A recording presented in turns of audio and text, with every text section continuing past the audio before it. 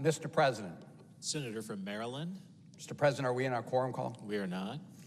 Mr. President, on Saturday, the nation learned the name of Alex Preddy. Alex was an ICU nurse at the Veterans Administration, fulfilling our nation's sacred promise to care for our wounded warriors.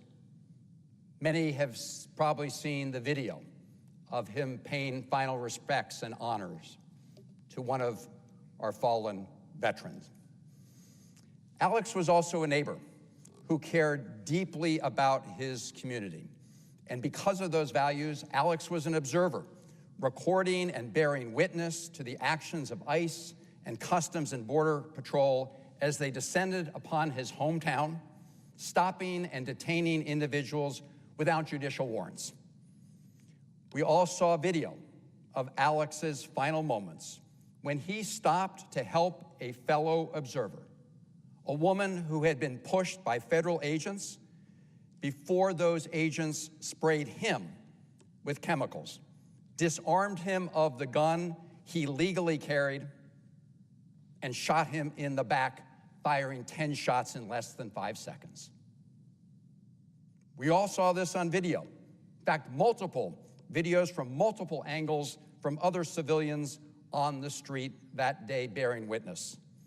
But this administration, the Trump administration, immediately lied to us. And when I say us, I mean the American people. They called Alex a domestic terrorist. They called him a would-be assassin.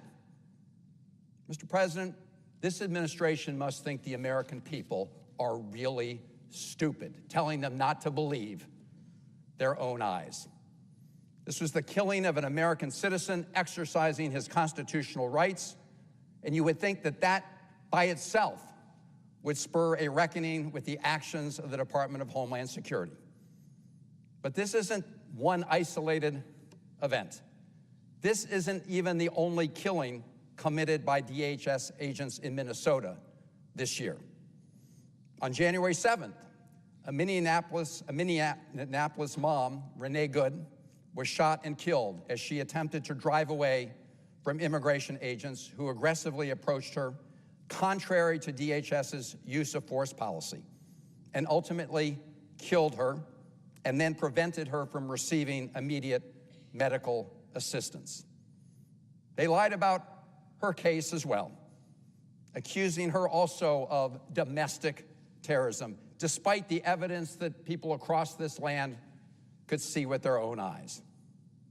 Mr. President, this is not a case of just a few untrained bad apples.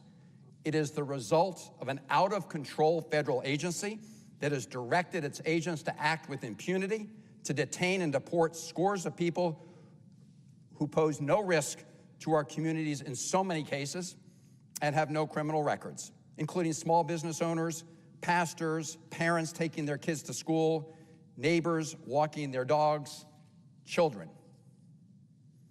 This is an intentional policy coming out of the White House, from Donald Trump to Stephen Miller to the Secretary of Homeland Security, Kristi Noem. J.D. Vance, the Vice President, said the agent who shot Renee Good was protected by absolute immunity. That's what the Vice President of the United States said. He should know better. And they have deliberately cut funding for offices at DHS that monitor the conduct of immigration officers to protect civil rights and civil liberties. They are giving agents a license to kill with impunity. Secretary Noem should be fired immediately. If not fired, impeached. Stephen Miller has now tried to point the finger at others when he has been the ringleader in the White House. He should be fired. DHS operates at the direction of the White House, of the President, with orders to meet arbitrary quotas, to detain and deport, not just the worst of the worst, but anybody. They conduct masked raids in unmarked vehicles and refuse to show identification. They arrest people without warrants, use force to enter homes, and lock people up without due process. They sweep up citizens, legal immigrants, and immigrants without deportation orders. And when they're confronted with their abuses, they lie. They tell us not to believe what we see with our own eyes. Mr. President, I want to salute the people in Minneapolis and across the country, including in Maryland, who are taking videos and working to hold these federal forces accountable. Think about what would have happened if there was no video in these cases. These videos have complicated the Trump administration's effort at a cover-up, even as the Trump administration refuses to work with state and local law enforcement to investigate these killings. In my state of Maryland, DHS lied about the circumstances surrounding a non-fatal shooting, and they were exposed in their lies because of a local county investigation that showed that DHS was plain wrong. DHS has restricted access to detention centers, preventing congressional oversight into inhumane conditions where we know at least 30 people have died in custody, including one death in Texas that has been ruled a homicide. And as they view the actions of peaceful protesters and observers as a personal offense, they've reacted with violence and labeled them domestic terrorists for practicing their constitutional freedoms and rights.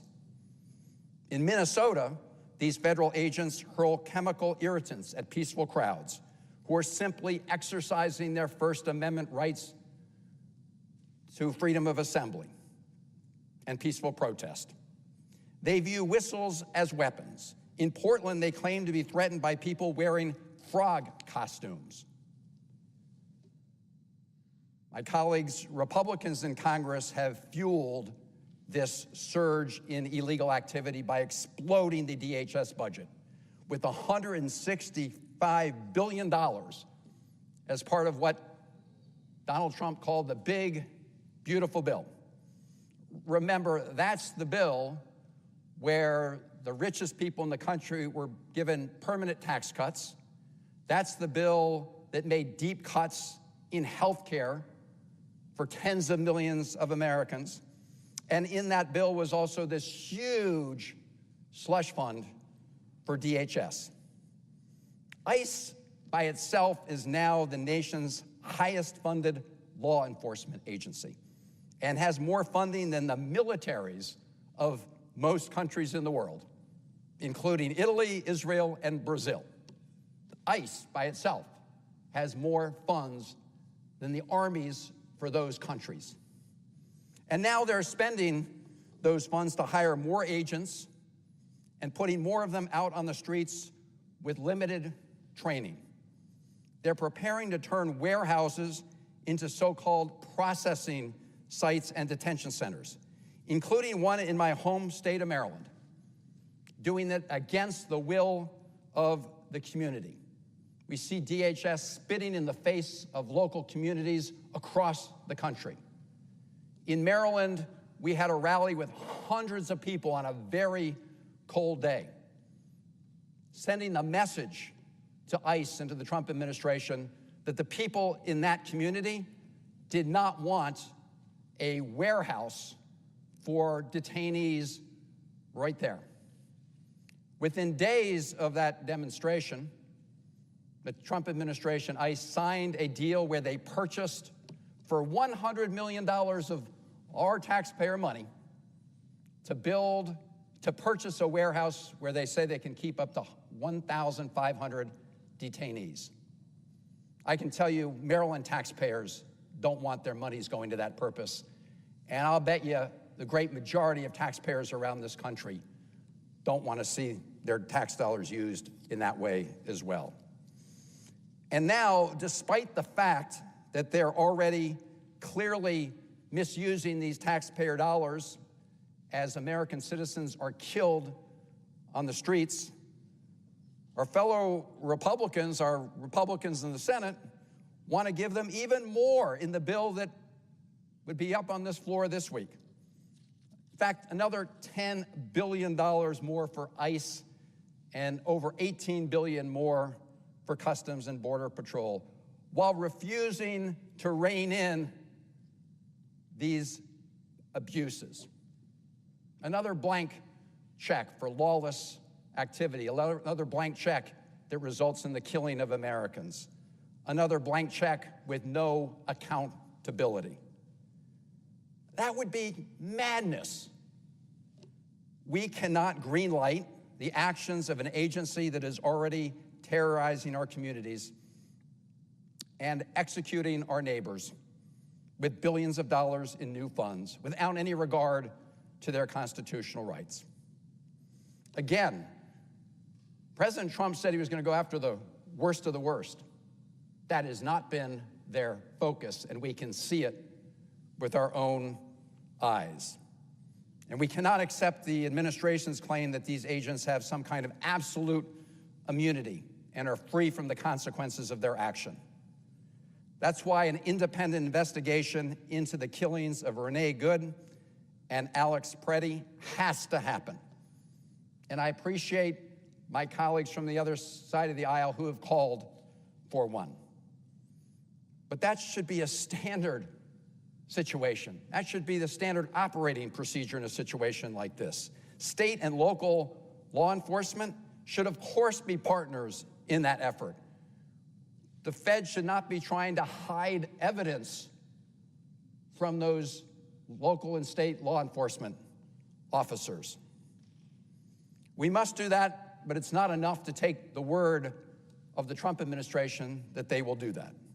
We can't simply trust an administration that has repeatedly lied to the American people, as if this time they will try to do better.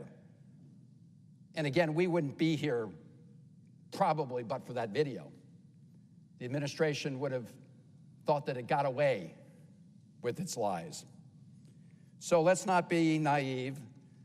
We're not going to give away our responsibility as legislators to put real reforms right into the DHS bill to prevent this lawlessness, to prevent these killings, to protect our freedoms, and to assure real accountability. Our most important job is protecting the life and liberty of the American people. It's sadly too late to protect Alex Preddy, and too late to protect Renee Good, as they should have been protected. But it's not too late to act on behalf of the rest of the American people. So this week, we have before us a package of appropriation bills that includes the work of 6 appropriations subcommittees, including defense, transportation, housing, labor, health and human services, foreign operations, and financial services. These are not perfect bills, and I have serious concerns with some of them that I would like to see addressed. But it's also clear that there's enough support in this body to pass them. We could pass them today if they were separated out. In fact, when those bills went through the House of Representatives, they considered the Department of Homeland Security bill on its own merits. They didn't bundle it in with everything else and say, you know, you gotta vote for this whole package at one time. So the House, after they passed it individually, they pulled all those bills together and sent them in a bundle over here to the United States Senate. But my goodness, that doesn't mean the United States Senate has to take it that way from the House. This is supposed to be an independent branch of the Congress. I don't know why we would surrender our responsibilities to the House of Representatives, and they should get right back into Washington if we change this bill and pass it to prevent a shutdown of those agencies. That's their responsibility. Mr. President, the House needs to perform its duties, and we need to perform ours. And ours involve making sure that we separate out those 5 appropriation bills that I mentioned from the Homeland Security appropriations bills. In fact, I would argue that we should also take, as part of the package of 5 bills, we should take FEMA and TSA and the Coast Guard, which are part of the DHS bill. And we could send all of those back to the House for immediate passage to go on to the president. But instead, Republican colleagues here are wasting time.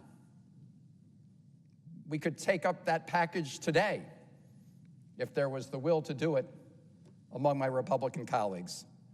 But right now, instead, we're holding all of those other agencies, the Defense Department, Health and Human Services, hostage to holding on to the Department of Homeland Security bill that needs to be changed dramatically. I don't think that a single person in this body would argue against deporting those who have committed serious crimes, the worst of the worst. But that is not what this administration has been focused on. Nothing about this has been targeted. And Trump's ICE is not focused, as they promised, on the worst of the worst. They're stopping and arresting people who are citizens, who are legal residents, who have legal pending asylum claims, just because of how they look or their accent. And they're wreaking havoc on communities across the country, including on peaceful protesters, two whom have now given their lives to protect our freedoms. And you know what? They're not just using their own agents as part of this indiscriminate dragnet. They're bringing in other agencies as well, distracting them and redirecting them from critical missions. Senator Warner released data that showed that nearly half of the FBI agents in its largest field offices have been redirected to immigration away from fighting drug trafficking, terrorism, and violent crime. Mr. President, it's time for us in the Senate to do our job. This isn't going to go away with the couple hours of extra training, personnel reassignments, or administration statements. Let's make this a moment for real change and not give DHS another huge blank check. I, for one, will not vote for one more dime for this lawless DHS operation that we're witnessing at this time. And I yield the floor.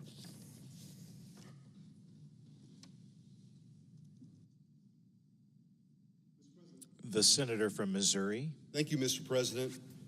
We are at an inflection point in this country, and what happens over the next few months will ring onward far into the future. We've all seen the scenes in Minneapolis, the riots, the violence, the bitter chaos.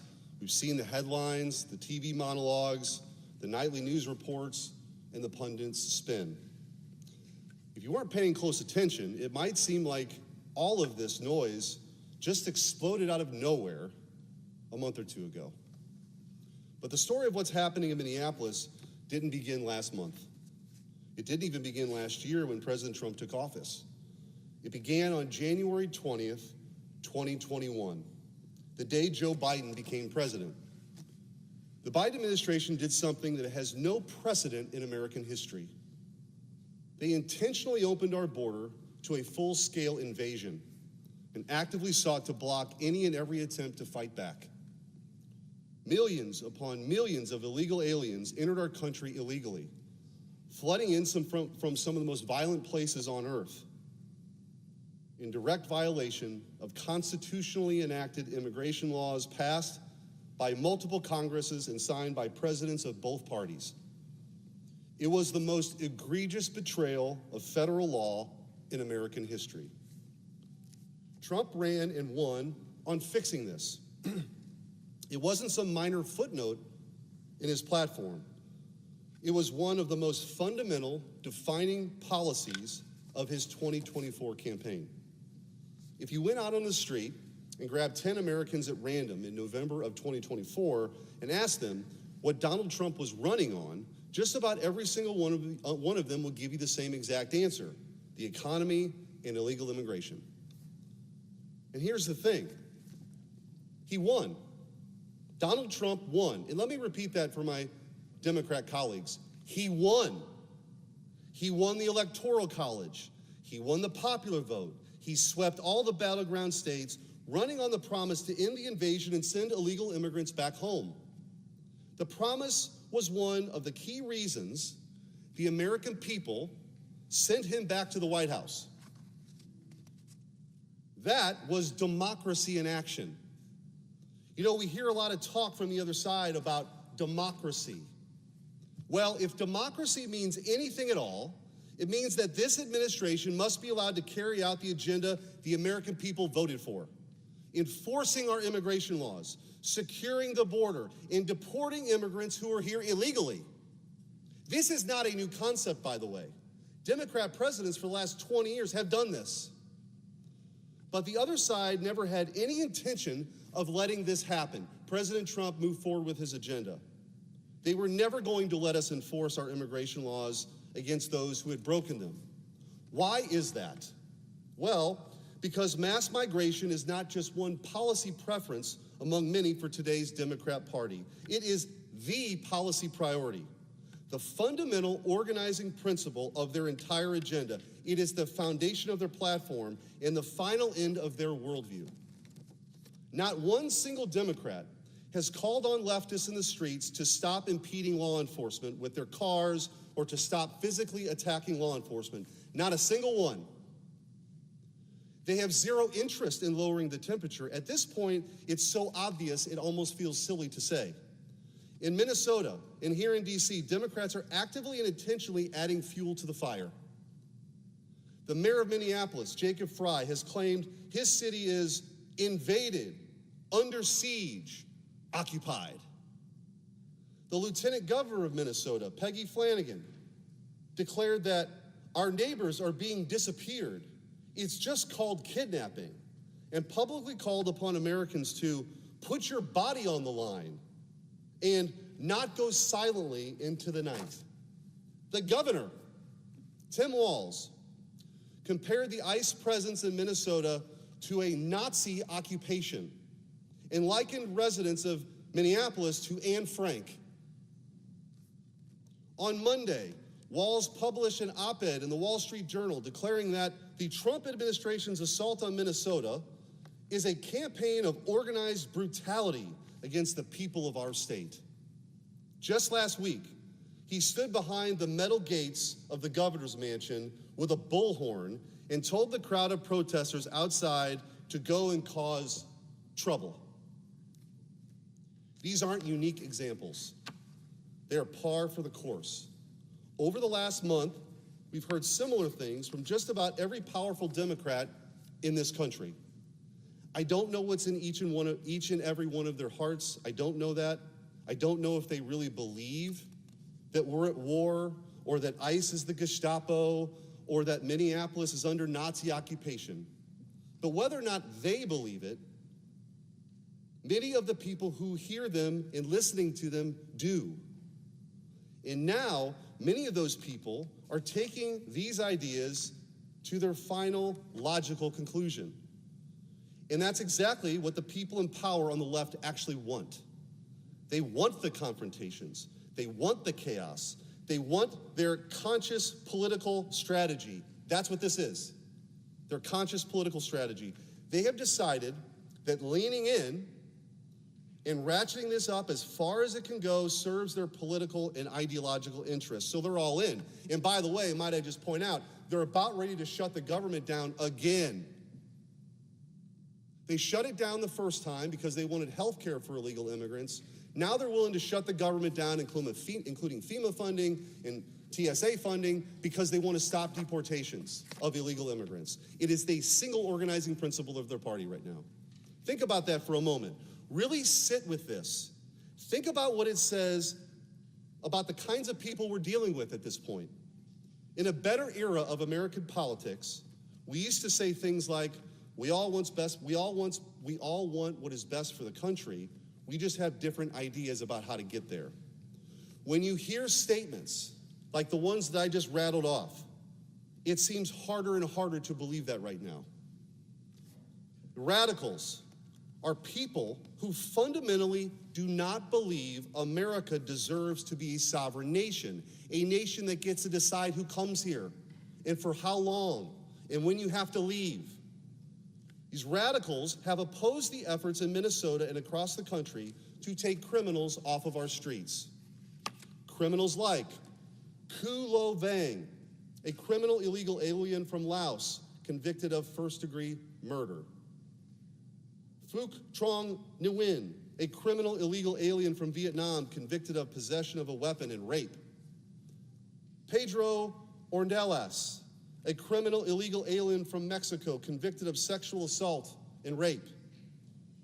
Abdi Gel De Mohammed, a criminal illegal alien from Somalia convicted of sexual abuse of a minor. That's just a small sample of the last few weeks of arrests in Minnesota. These radicals are people who will cynically wax poetic about democracy in one breath and then deploy organized mob violence as a weapon to undermine the express will of the people when democracy doesn't go their way. My colleagues on the left are currently threatening to shut down our government, shut down the Department of Homeland Security if they don't get their way. What is their way? Question. No. What is their way? They demand we defund law enforcement agencies like ICE and CBP. They demand we force ICE agents to dox themselves so that their families can be harassed and threatened in their homes. They demand that we cripple federal law enforcement's ability to enforce our immigration laws. This is not about oversight. It's about paralysis. And the objective is mass amnesty, rewarding those who broke the law and punishing the men and women sworn to enforce it. My colleagues on the left are smart enough to know about the trail of American victims that mass immigration has left in its wake. But they've made a conscious decision to sneer and roll their eyes and pretend like it's all just the hysterical right-wing fantasy to advance their agenda. What's really going on here? Well, it's a desperate and intentional thirst for power at all costs, padding their numbers by importing new voters and illegally adding people to the census rolls to distort congressional apportionment and the Electoral College, even if Americans are less safe and it destroys our way of life in the process. I want my Republican colleagues in particular to hear me on this. Nobody wants to see American citizens being shot and killed. On a basic human level, it is a tragedy. Every time a life is lost, it is a tragedy. The lives lost in Minnesota have been tragic. But what we are seeing in the streets of Minnesota, it's not on ICE, it's not on the Border Patrol, and it's certainly not on President Trump. If it were, we would be seeing the same chaos in every city where ICE and Border Patrol carries out these operations. But we aren't. There have been large-scale deportation operations in red states all across the country. Most Americans probably never heard of them because they went off without a hitch. In fact, when we measure ICE arrests in each state last year against the state's share of the national illegal alien population, 21 out of the top 25 states are red. Only 3 blue states plus Washington, D.C. cracked the top 26. And one of those states was Virginia, which had a Republican governor who was willing to work with ICE at the time. A recent analysis found that just 9 counties account for nearly 2/3 of all violent confrontations with ICE in America over the past year. The number of violent confrontations in those counties was twice as high as the total instances of anti-ICE violence from the remaining 3,134 counties combined. Anti-ICE violence was 590 times more likely to occur in those 9 counties than in any other county in America. All 9 counties are deep blue sanctuary jurisdictions run by Democrats. We hear the left tell us that ICE and Border Patrol are agents of chaos and terror. The data tells a very different story. It's not ICE or Border Patrol that is causing this terror. It's the militant leftists and their enablers in the Democrat Party. And yet, in the face of all of it, the agents of ICE and Border Patrol continue to do their job, courageously carrying out their duty and running towards the fire. They are not villains. They're American heroes. They're on the front lines of the fight to save our country, and we owe them absolute, unequivocal, unflinching support. I want to close by reading a message from a DHS agent on the ground in Minneapolis that was shared earlier this month. Here's what he wrote. It is about -20 in Minneapolis right now, -31 with wind chill. I was leaving the building we're all holed up in. I think we've stacked close to 2,000 people in a building designed for 500. I ran into a grunt officer who's been sent here from Miami. He clearly had just got back from an operation. Dude looked absolutely exhausted. We talk a little smack about how bad the weather sucks, how tired everyone is from the operation tempo. We get outside. I ask him point blank how he feels about risking his life going against Arctic temperatures, criminals, and rioters. He stops, looks at me, and says, "Doesn't matter. We do the job." Then he walks off and jumps in a car to get on another target. No less than 10 seconds later, one of the garage doors where teams are staging at opens. And about 15 to 20 guys roll out in full kit and hop in cars from a different target set. Guys are risking it all in -40 temperatures to grab foreign invaders, getting attacked by the very same countrymen they're trying to protect, with the entire city mobilized against them. They don't even think of stopping for 1 second. They don't eat, they barely sleep, they survive on nicotine and black coffee and the occasional MRE. Not one of the dozens, if not hundreds of men I've talked to even thinks about quitting. Everyone, senior leadership, is out there right now. The equivalent of general officers are out there on the ground making arrests and fighting through protesters alongside their guys. I've never seen commitment like this before. These men are genuine heroes. They're putting it all on the line every day, every second of the day. They know that the political winds can shift and that all the work and sacrifices and danger could be for nothing. They even know they'll probably face serious retribution for doing the right thing, but they don't care. They're still getting after it. Please, keep these men and women in your prayers. They're a force of 20,000 going up against 20 million. Mr. President, that is courage. That is heroism. It is a heroism that the cowards hiding behind their guarded mansion gates will never understand. The ICE and Border Patrol agents are risking death every day. But the small men who sneer and bark at them from the sidelines are not men of virtue, but men who defy our rule of law. The deportations must continue. Sanctuary cities must end. The era of fake deals is over. There will be no fake, quote-unquote, comprehensive immigration reform, because a nation does not need new laws to enforce the ones it already has. President Trump demonstrated a basic truth of self-government. Law without enforcement is not law at all. Congress criminalized illegal entry. The executive branch is obligated to enforce it. And that is exactly what will happen. The systematic removal of those who violated federal law by entering this country illegally. No theatrics, no apologies, no amnesty, just enforcement. So, protest all you want, but let law enforcement do their jobs, enforcing the immigration laws that Republicans and Democrats passed. And let our men and women in law enforcement get home safe to their families.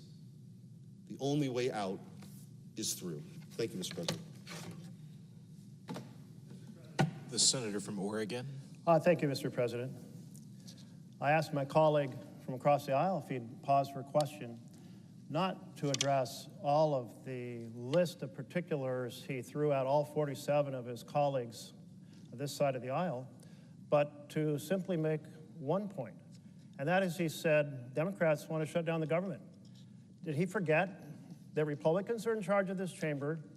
Did he forget that all 47 of us here said we're willing to vote today on the 5 spending bills? Did he miss that somehow? Republicans in charge of the Oval Office?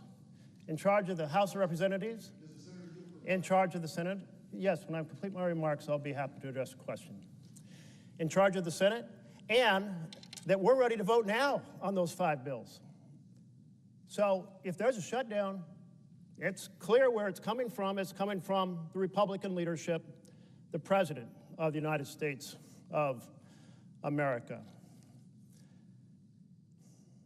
I've been profoundly disturbed by what I've seen with the way that the agents from the Customs and Border Protection and ICE have acted across this country. I held 17 town halls, very conservative Republican counties, super red counties, blue counties, purple counties, and people came out from across my state to say they are shocked, that they are disturbed by what they're seeing happening across our entire nation. They came to my town halls to say one simple thing: no more must this conduct occur. And I've come to the floor now to say no more. No more rogue patrols of federal agents accosting people based on the color of their skin or their accent.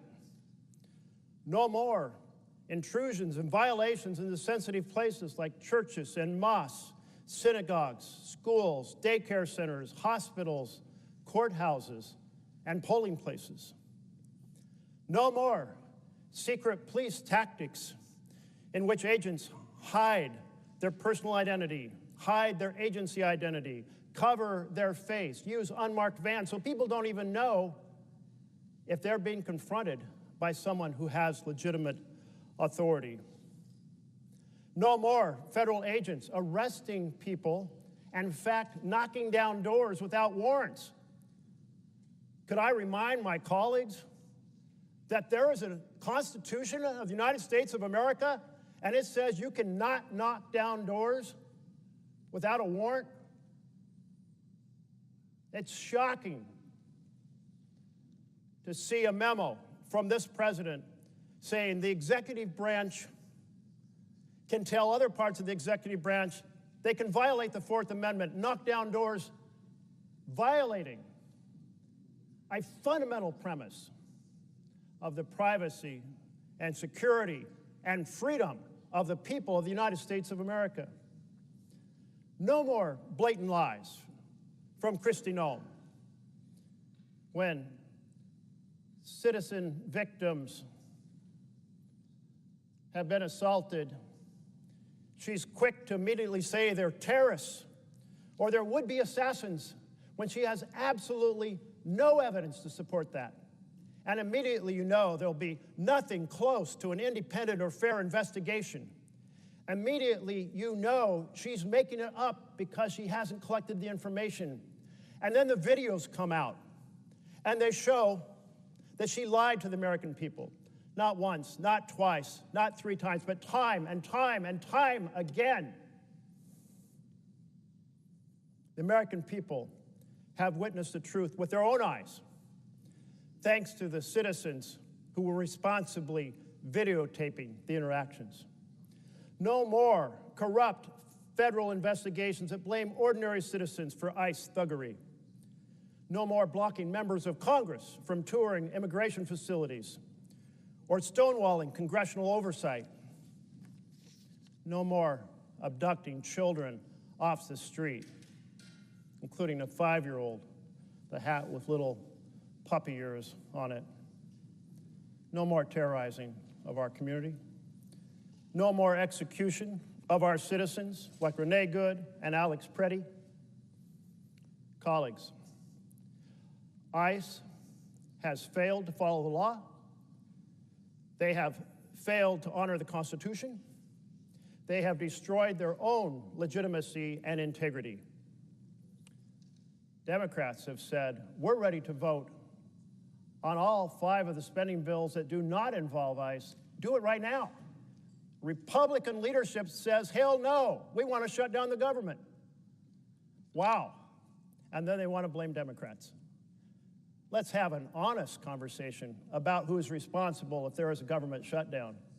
And that lies across the aisle to the right. The DHS bill must be separated because these issues must be debated and addressed.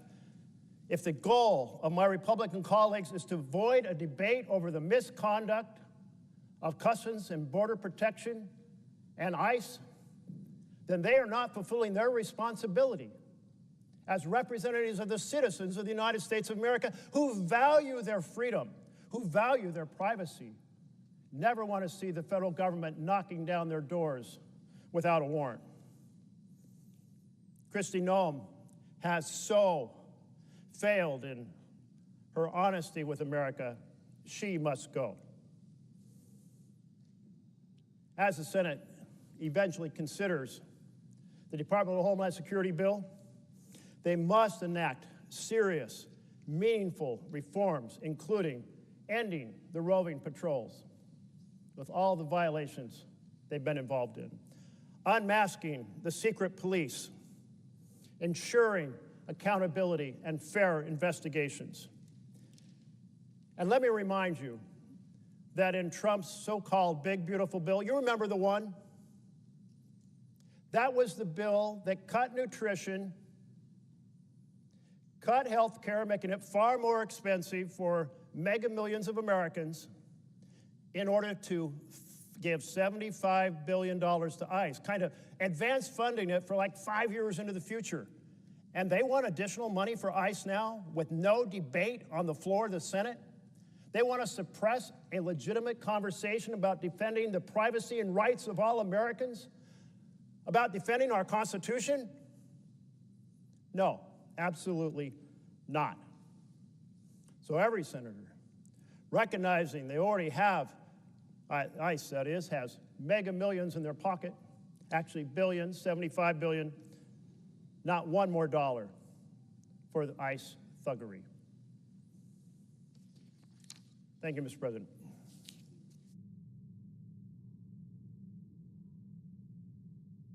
Mr. President. Senator from Minnesota.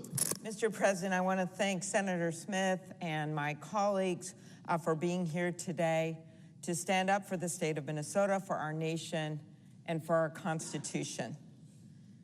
In the last year, we have too often come to the floor to discuss tragedies in our state. This summer, an assassin killed our friend, Melissa Hortman, the former Speaker of the Minnesota House, and her husband, Mark.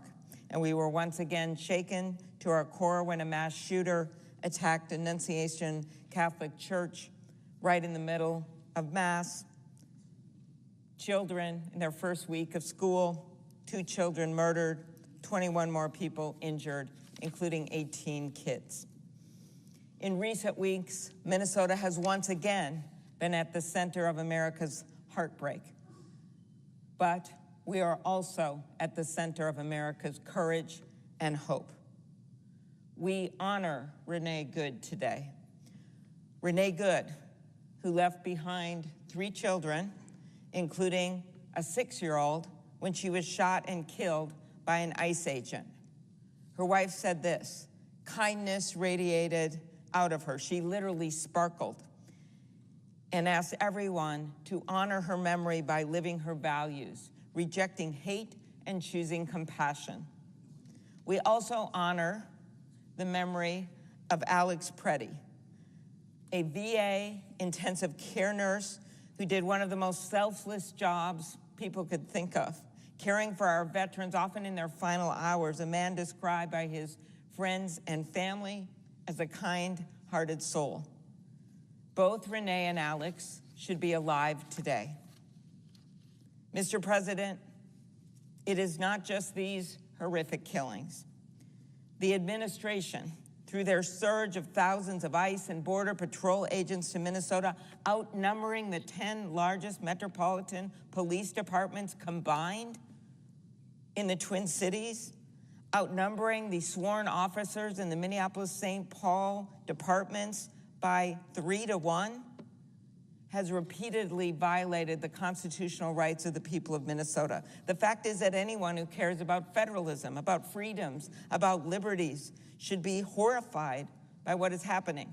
If you care about the Constitution, I say to our colleagues on the other side of the aisle, you should be horrified, because what is happening in our state has been a violation of the First Amendment, the right to assemble.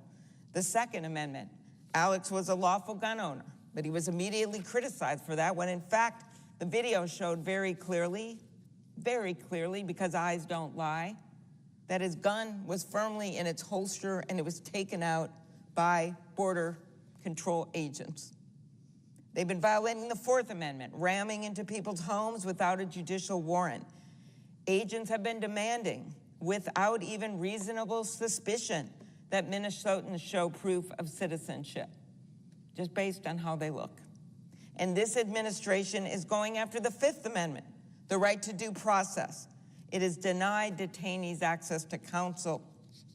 And as the chief judge in the District of Minnesota, a former clerk to Justice Scalia, and a George Bush appointee has made clear,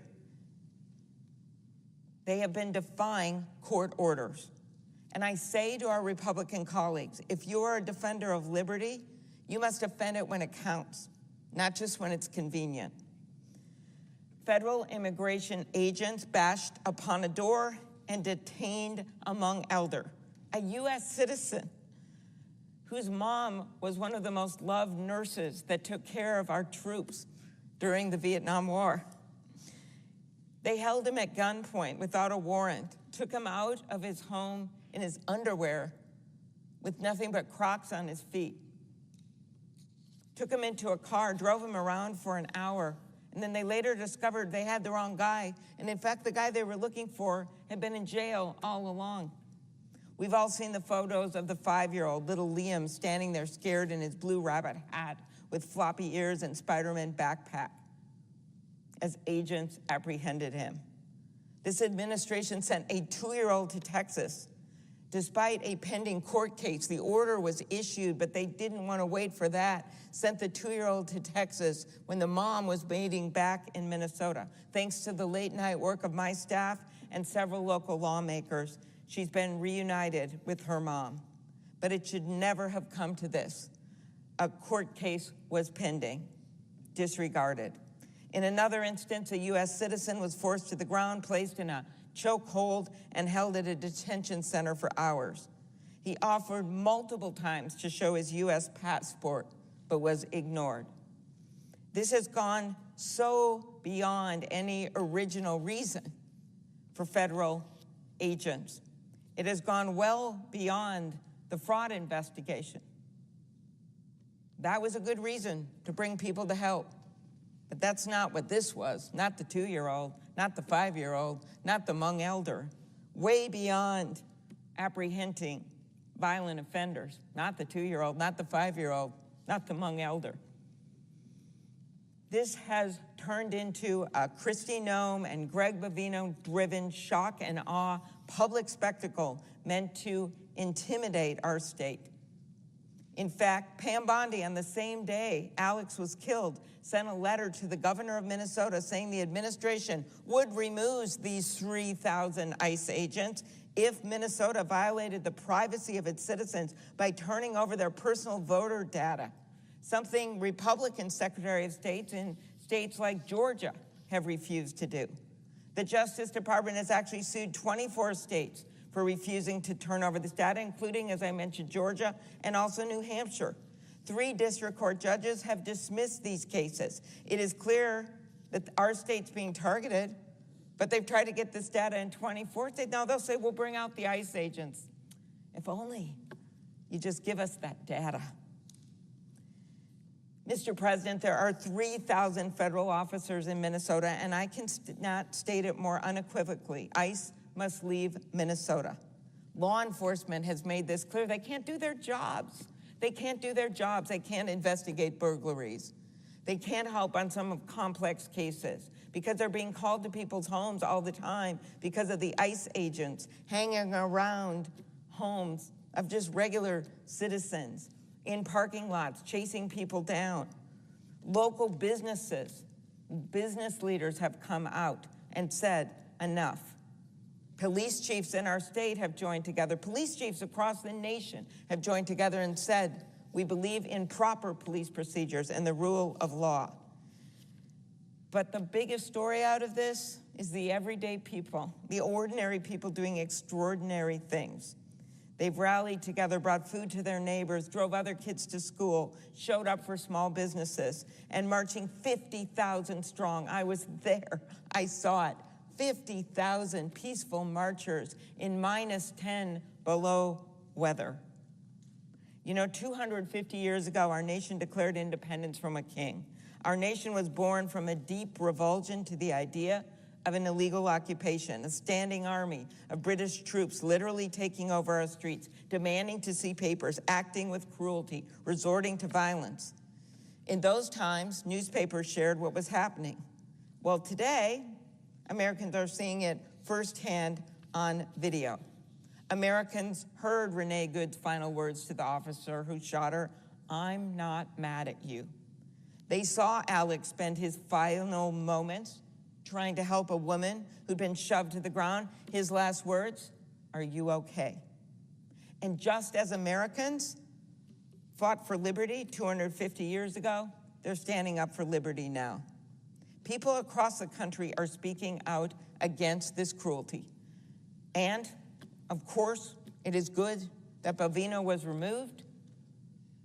Other people have to be removed too. Kristi Noem shouldn't be in her job anymore. But mostly, we need these ICE agents out of Minnesota. And we hope that happens soon. Border Patrol, they've began that removal, but the ICE agents have to get out of Minnesota. It is a very dangerous situation. I spoke with Alex's parents the next day after we lost him. Through the tears, they talked about what he was like and how they wanted the world to know the truth and how much it hurt him to have senior administrative officials call him a domestic terrorist, call him a would-be assassin. Alex's sister said Alex always wanted to make a difference in this world, and it's devastating that he won't be here to witness the impact that he was making. We must stand up. And so we are asking our colleagues, they know the White House, we've all done our best here, but to tell them it's time for those ICE agents to come home. There must be new leadership in the Department of Homeland Security now. And there must be major reforms to these agencies before this Congress should approve another cent. First, we need to stop these roving bans. This means coordination with state and local law enforcement and no more bounties that encourage immigration officials to detain individuals, even without cause. We need proper training and a code of conduct that includes transparent investigations and meaningful accountability for when agents break the law or violate the Constitution. This also means use of force policies that are the same for local police. Immigration agents, like all law enforcement, should comply with the Fourth Amendment. This bounty system, we've had stories and we have hundreds of cases in our offices right now where people were stopped, a white guy, Latino. They said, Latino, where are you from?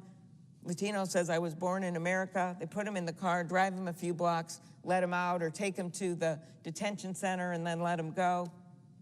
Bonuses, bounties. The mask should come off, and the body camera should go on. And there must be thorough, objective, and independent investigations into these killings. The Justice Department refused to cooperate with local investigators in Minnesota after Renee's death, and over a dozen career prosecutors in Minnesota and Washington resigned rather than take part in a miscarriage of justice. After Alex's killing, the federal government blocked state law enforcement from accessing the crime scene. I know because I got panic calls, because I used to be prosecutor in the county, about what was going on. A federal judge appointed by Donald Trump had to issue an order preventing the federal government from destroying evidence. I'm opposed to this ICE funding bill, and I am very appreciative that people are starting to talk about reforms to this agency. But the money that was passed this summer, $75 billion, making this agency bigger than the FBI, that was wrong. I opposed it, as did my Democratic colleagues. The costs continue to mount. Right now, our federal, state, and local governments are spending an estimated $18 million a week on the surge in Minnesota alone. And what do you got out of it? 2 out of 3 of the shootings resulting in death in Minneapolis, 2 out of 3 were caused by federal agents. I appreciate Senator Schumer, and I appreciate my colleague, Senator Smith, and so many others for saying no to this. And I truly appreciate that a number of our Republican colleagues have started to say that what ICE is doing is wrong. A few have said that Kristi Noem should no longer be in her job. ICE needs to leave Minnesota. It was in 1776 when future First Lady Abigail Adams wrote to her husband, John Adams, describing the retreat of British ships from Boston, saying that their numbers were so large they looked like a forest. But despite their force, it was the determination of those demanding liberty that won that day. For Minnesotans right now, every corner, everywhere, when you drive, really it's not just the city, suburbs, shopping malls, rural areas, they see an ICE agent. There's people that are scared every single day, and it feels like that forest. But out of that forest comes these people of our state that are willing to stand up, citizens that are willing to stand up to help people they may not even know, because they understand what's at stake for the liberties of this country. Mr. President, I yield back. Thank you.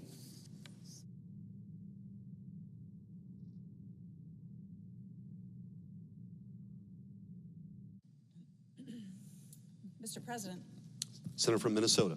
Thank you, Mr. President. And I want to thank my colleague, Senator Klobuchar, and all of our colleagues who are joining us on the floor this afternoon. So we are here today because we have a full-blown, dangerous emergency unfolding in Minnesota. It is happening right now as I speak, and we need your help to end it. America needs your help. The nation has been appalled by what we have seen happening in our state of Minnesota, the stories that have captured everyone's attention.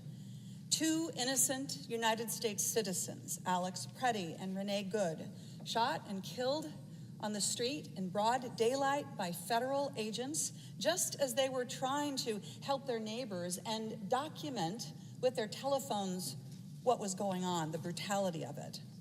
A 5-year-old in a Spider-Man backpack, Liam Conejo Ramos. So Liam is coming home with his dad, and the agents are there, and Liam is trying to get inside. The agents try to use Liam as bait to lure the mother outside. And Liam is still in detention. He's still in Texas, a 5-year-old, 1,000 miles away from home. Colleagues, my head is so full of stories that might not have gotten all of the attention, but tell the tale of the brutality and the illegality of Operation Metro Surge in Minnesota. This is about a United States citizen, a young man who's walking out of his place of work to get lunch, and he sees an ICE agent. He's concerned. He's afraid that he might get targeted, so he turns around and he walks the other way, and the ICE agent runs after him and tackles the guy. He's a United States citizen, throws him to the ground, injures him, and detains him for hours. All the while, this young man has documents to prove who he is. It's about a teenager in Willmar, Minnesota. Now, Mr. President, Willmar is a smaller regional center in Minnesota. It is a place where the Jennie-O turkey processing plant is. It is an incredible community. And here is a teenager in Willmar who is stopped by ICE. She is beaten, she gets a concussion, and she is detained for 2 days, and she is a United States citizen. So imagine, it's hard to imagine this, but imagine you're in your neighborhood and there are these roving bands of federal agents. They have no identification. They drive around in black Suburbans. They have masks over their face. And like at the drop of the hat, they just leap out and they go after people. They're restraining them. They're hitting them. They spraying them with chemical agents. And then people are just shoved into Suburbans and driven off. And nobody really knows what happens to them. This is happening in Minnesota if it isn't happening in your neighborhood. And I want people to understand this is not just Minneapolis and St. Paul, where so many of the TV cameras have been. It is Rochester, Minnesota, where the schools are reporting a huge fall off of kids going to school because they're so afraid. Their families are so afraid to send them to school. It's in Mankato, Minnesota, which is in the southern part of the state. It is another regional center, a farming community. I heard today on the public radio station that the local immigrant rights organization is getting 400 calls a day from people who are trying to figure out what their rights are, what to do. A family member of mine is detained. I don't know where they are. This is happening in dozens of cities. So what we have here, colleagues, is a campaign. It is a campaign not about public safety. It is a campaign about fear and intimidation. This is about secret police roaming in our cities with no identification and no name tags. What they do is they overtly target individuals because of the accent that they have, the skin color that they have. And I'm not just imagining this as their motivation, because these agents are telling people this is what's going on. I mean, this is the story of a Hmong woman that I met at Hmong Village just last week, who in tears is telling me that her son has been detained. He's been gone for days and days and days, and she doesn't know when she's going to get him back. Where is he? This is about ICE agents going to a suburban restaurant in the Twin Cities, having lunch, and then after lunch they go into the kitchen to detain the folks that are working in the kitchen. We are seeing this happen every single day. Battering down doors, breaking car windows. They're literally, there's no pretext, there's no warrant. They're targeting people, not because they know that they've committed some crime, but because of what they look like. And there's this thing that we have in the Twin Cities now, they're called ghost cars. What's this? This is a car that is left in the street, the middle of the street sometimes, the door open, the engine running, the key's still in the car, and nobody's gone, nobody's there. People know what happened. ICE came and got whoever was driving the car and took them away. You know, if you are going through a legal immigration process in this country, you go through a process, and it's your obligation, your legal obligation, to check in with the federal authorities. And what's happening now is that folks are getting legal residence, getting a letter to appear. They have a choice. They know that if they don't comply, they're breaking the law, so of course they comply. But when they go to the courthouse, what happens is an agent is waiting outside the courthouse. An agent is there to detain that person who is following the law, who has done nothing wrong. In fact, they're doing everything they possibly can do to comply with the law, and yet they're being detained. These are not, my colleagues, these are not what you hear from this administration about the so-called worst of the worst. These are people that are active contributing members of our community. These are legal residents who hold green cards, who are being flown to Texas with no legal representation, no access to counsel. And you know what happens sometimes?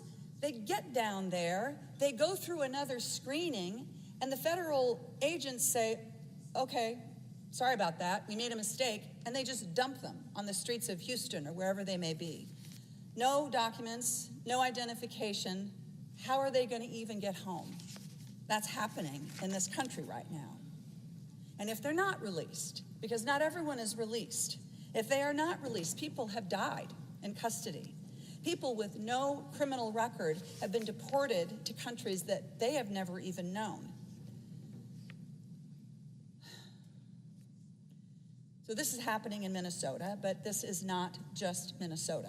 I think because Minnesota has resisted so strongly and because the tactics of Operation Metro Surge have been so brutal that we have gotten so much of the attention. But this is not just a Minnesota problem. I ask you, colleagues, to consider how these dangerous and poorly trained and unaccountable ICE agents have been treating Americans who have been exercising their constitutional right to peacefully speak and to demonstrate. These Americans have been intimidated, they have been taunted, they have been beaten, they had even been killed. We've seen the images of people being maced at point-blank range. You can see this in the final pictures of Alex Preddy before he is killed. We know that they are tracking demonstrators with facial ID technology, following them home to intimidate them. And in fact, I've heard stories of demonstrators who have been led home by ICE agents so that those agents are communicating, we know where you live, we know who you are, we want you to be quiet. Pepper balls, tear gas.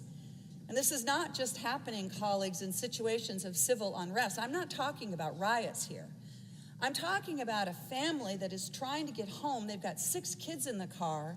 They've been at basketball practice, and they end up with a can of tear gas thrown under their car. It explodes. It lifts the car up off the ground. And that family ends up in the emergency room. They need to be decontaminated from the poison.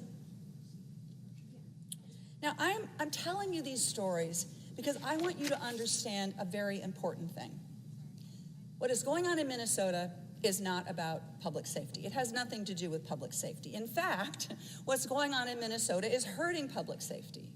As Senator Klobuchar said, police chiefs of suburban communities have come forward and said, this is not sustainable, this is dangerous. A police chief told the story about how one of his own officers, who was off duty, was stopped for no reason by ICE agents, and they threatened to get her out of the car and take her away before she finally tells them, she decides, I have to tell them that I'm a police officer, and they leave her alone. This is about people dialing 911 because an ICE agent is at their home and they are so scared about what to do. So, Mr. President, I want to be clear, we are pro-public safety in Minnesota. We have worked often with federal authorities to catch bad guys and lock them up. But we need ICE out of Minnesota. What is really going on here is a systemic and organized campaign of fear and intimidation. This is government police sanctioned at the highest levels of our government, completely unbound, beating and attacking and detaining and arresting and killing American citizens. This is what America looks like with an authoritarian government with no laws. But here's what's happening. Not only in Minnesota, but around the country. Our constituents, your constituents, are watching these videos and they're hearing these stories and they are reading these reports, and what's happening is a sense of moral outrage is rising up. That feeling that you have in your gut that feeling of anguish and anger and disgust, when you know that you're seeing something that is just wrong. You know that it is wrong and that you can't look away from it. And we are uplifted by this moral outrage and the incredible courage of Minnesotans, but we know what we are seeing here. And people are responding everywhere. I have talked to hundreds of people over the past few weeks about what is going on in Minnesota. People who are organizing mutual aid to get groceries and diapers to families, but small town folks that hate to see this happen to their neighbors, and local mayors and farmers and small businesses, Democrats, Republicans, people who aren't political at all, law enforcement officers, faith leaders, Second Amendment supporters, and civil libertarians. I mean, and the man in the truck that I saw when I was in Minneapolis taking groceries to people on Monday. He's in the truck and I drive up. He's like first kind of concerned that I might be ICE. Then he's worried that I'm going to think that he's ICE. And we start to talk. And he says of the president, he said, I voted for him. I told my kids, I talked my kids into voting for him.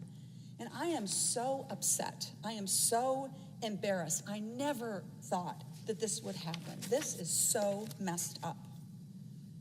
This, colleagues, is the coalition of the horrified, the people who see this and feel a sense of moral outrage, people who are bound together not by politics or faction or identity, but that feeling in your gut that what you're seeing is wrong and that we have to do something about it, that this can't be how we operate. So that brings us to here today in this august chamber of the United States Senate. And we ask ourselves, okay, what do we do? What is our place here? And we've all worked really hard to get here. And we all are here, I believe, because we love this country. And I suspect that almost all of us who serve in this chamber understand, they see the threat, we see the threat that this poses to the very underpinnings of our country. And I am so grateful to my colleagues on both sides of the aisle, Republicans and Democrats, who have spoken out, who have called for a fair and impartial investigation, who have called for changes of leadership. I agree with that. That's all really important. But colleagues, that is not going to be enough to stop this. This is a crucial moment in our country, not just for Minnesota, but for our entire country. And our answer to the question of what we do in the face of this illegality, this brutality, our answer to all those people, all those constituents who feel that sense of moral outrage, who are begging us to stand up for them, our answer can't be that we're not going to do anything.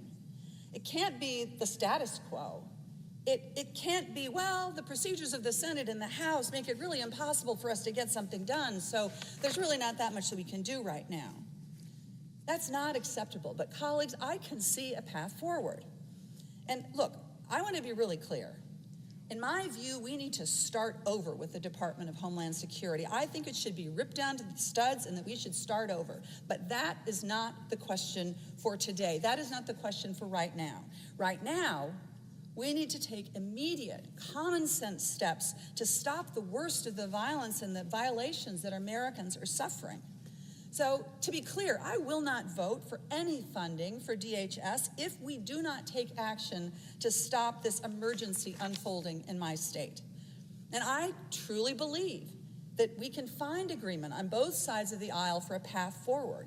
And it will not solve all of these problems, but we can address the worst of the assault.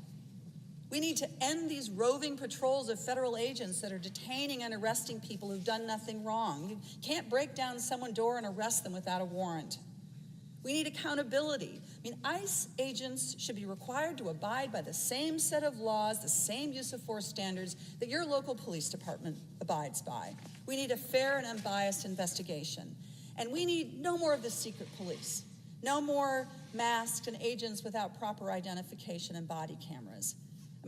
To me, these seems like pretty simple and common sense and reasonable reforms that can only be achieved through the force of law. We are long past the moment where any letter or executive order or promise can secure our trust. This is our path forward.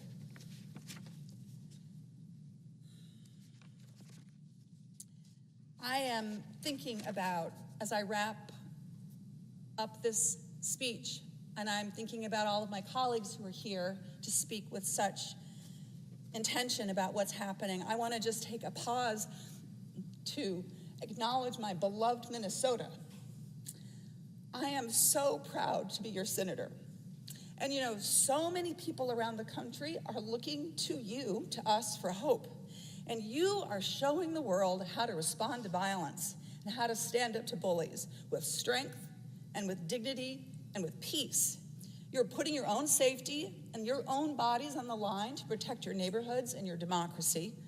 You're risking your own safety to document the emergency and the inhumanity unfolding on our streets. And you're even sometimes doing it by singing. In Minnesota, we show up for our neighbors. We help people out. We don't give in to bullies. We stand strong. We stand in the park with a candle in our hands to mourn, but also to kindle hope. And I know that Minnesotans are going to stay strong because, as Dr. King preached, we know how to put our faith into action. As Dr. King said, injustice anywhere is a threat to justice everywhere. We are caught in an inescapable network of mutuality, tied in a single garment of destiny. Mr. President, I yield the floor. Mr. President, Senator from Hawaii. I want to thank the Senator from Minnesota, junior and the senior senator from Minnesota, for their incredible leadership and serving as a ballast, not just for the people of their country, of their state, but for the whole country. Tyranny is tyranny, and the people of this country, whatever our other differences, don't want anything to do with it. You might be a liberal, you might be a conservative, you might be for immigration, or you might be against it. You might think that guns should be more readily accessible, or you might think that guns should be harder to purchase. But when the United States government is killing your fellow citizens in your name, none of that matters. Because tyranny is tyranny, no matter the tyrant. Overreach is overreach, regardless of cause, and state violence is state violence. And it is against everything that this country stands for. There is a reason that a very unusual and unusually broad coalition of unlikely partners quickly converged in the wake of the tragedy, and it wasn't some organizing strategy. This was organic across the country and certainly across the great state of Minnesota. It was liberals, it was conservatives, it was gun owners, it was clergy members, it was business executives, it was libertarians, it was Trump voters. Why the new unity? Because people from different places and persuasions, faiths, and financial situations understand that at least on the very narrow question of freedom and liberty, our fates and our futures are intertwined. No one is free until everyone is free. In my Jewish tradition, during Passover Seder, it's customary to recount the story of the Israelites' exodus from Egypt. And the reason the story is told anew every year is to remind us that the struggle for freedom is not confined to the past and limited to others, but instead has to live inside of all of us. The Haggadah says, we were slaves to Pharaoh in Egypt, and the Lord our God brought us out of there with a strong hand and an outstretched arm. Not they, but we.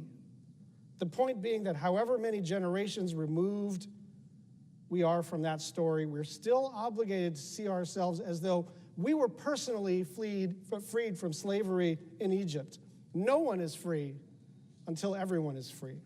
Our founders knew that too. The Constitution deliberately begins with we, the people. The Declaration of Independence promises equality and certain unalienable rights that we hold to be self-evident. A collective responsibility to protect freedom and liberty is central to the American experiment. It always has been, which is why in the summer of '63, sitting in a dark jail cell in Birmingham, Alabama, in the throes of the battle for civil rights, Martin Luther King Jr. wrote, "Injustice anywhere is a threat to justice everywhere. We are caught in an inescapable network of mutuality, tied in a single garment of destiny. Whatever affects one directly affects all, indirectly. No one is free until everyone is free." That same spirit of solidarity has united people for generations. In Hawaii, it was the sugar plantation workers in the 40s, tired of being overworked and underpaid, who organized across ethnic lines for fairer conditions. Up until that point, they had been divided by the plantation owners into separate camps: Chinese camp, Japanese camp, Filipino camp, and so on, and paid different rates for the same work. And so they came together vowing to treat an injury to one as an injury to all. They went on strike and won, altering the trajectory of workers in Hawaii to this day. An injury to one is an injury to all. No one is free until everyone is free. If there's a lesson in this collective outrage and widespread condemnation of ISIS conduct, it's that people don't want state-sponsored violence on their streets in their names. It's not a question of whether you voted for Trump or Biden. It's not a question of whether you agree with Joe Biden's immigration policy. And the idea that the immigration enforcement has to be accompanied by enthusiastic cruelty is so far out of the mainstream of American society.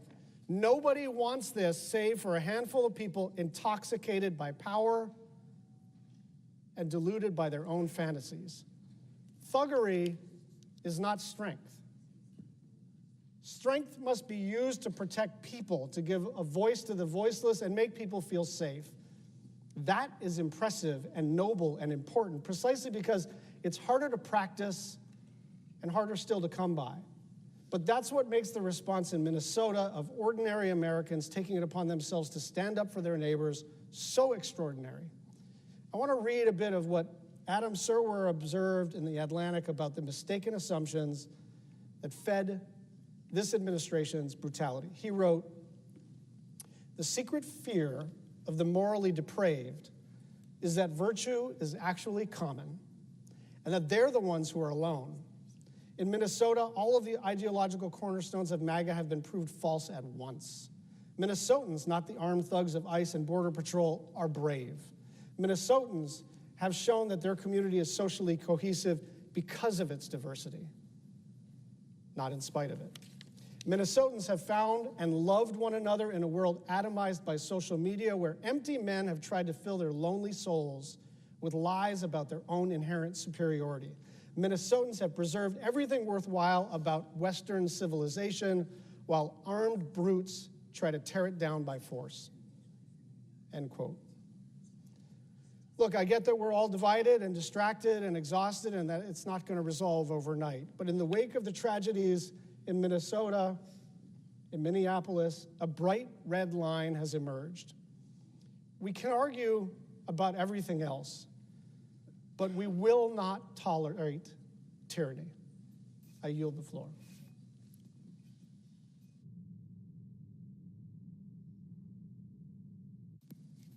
Mr. President. Senator from Delaware. Mr. President, I rise today in disbelief of where we are as a country. I will tell you, in listening to the speeches that came before me, such powerful words, I thought to myself, what can I actually contribute to this moment?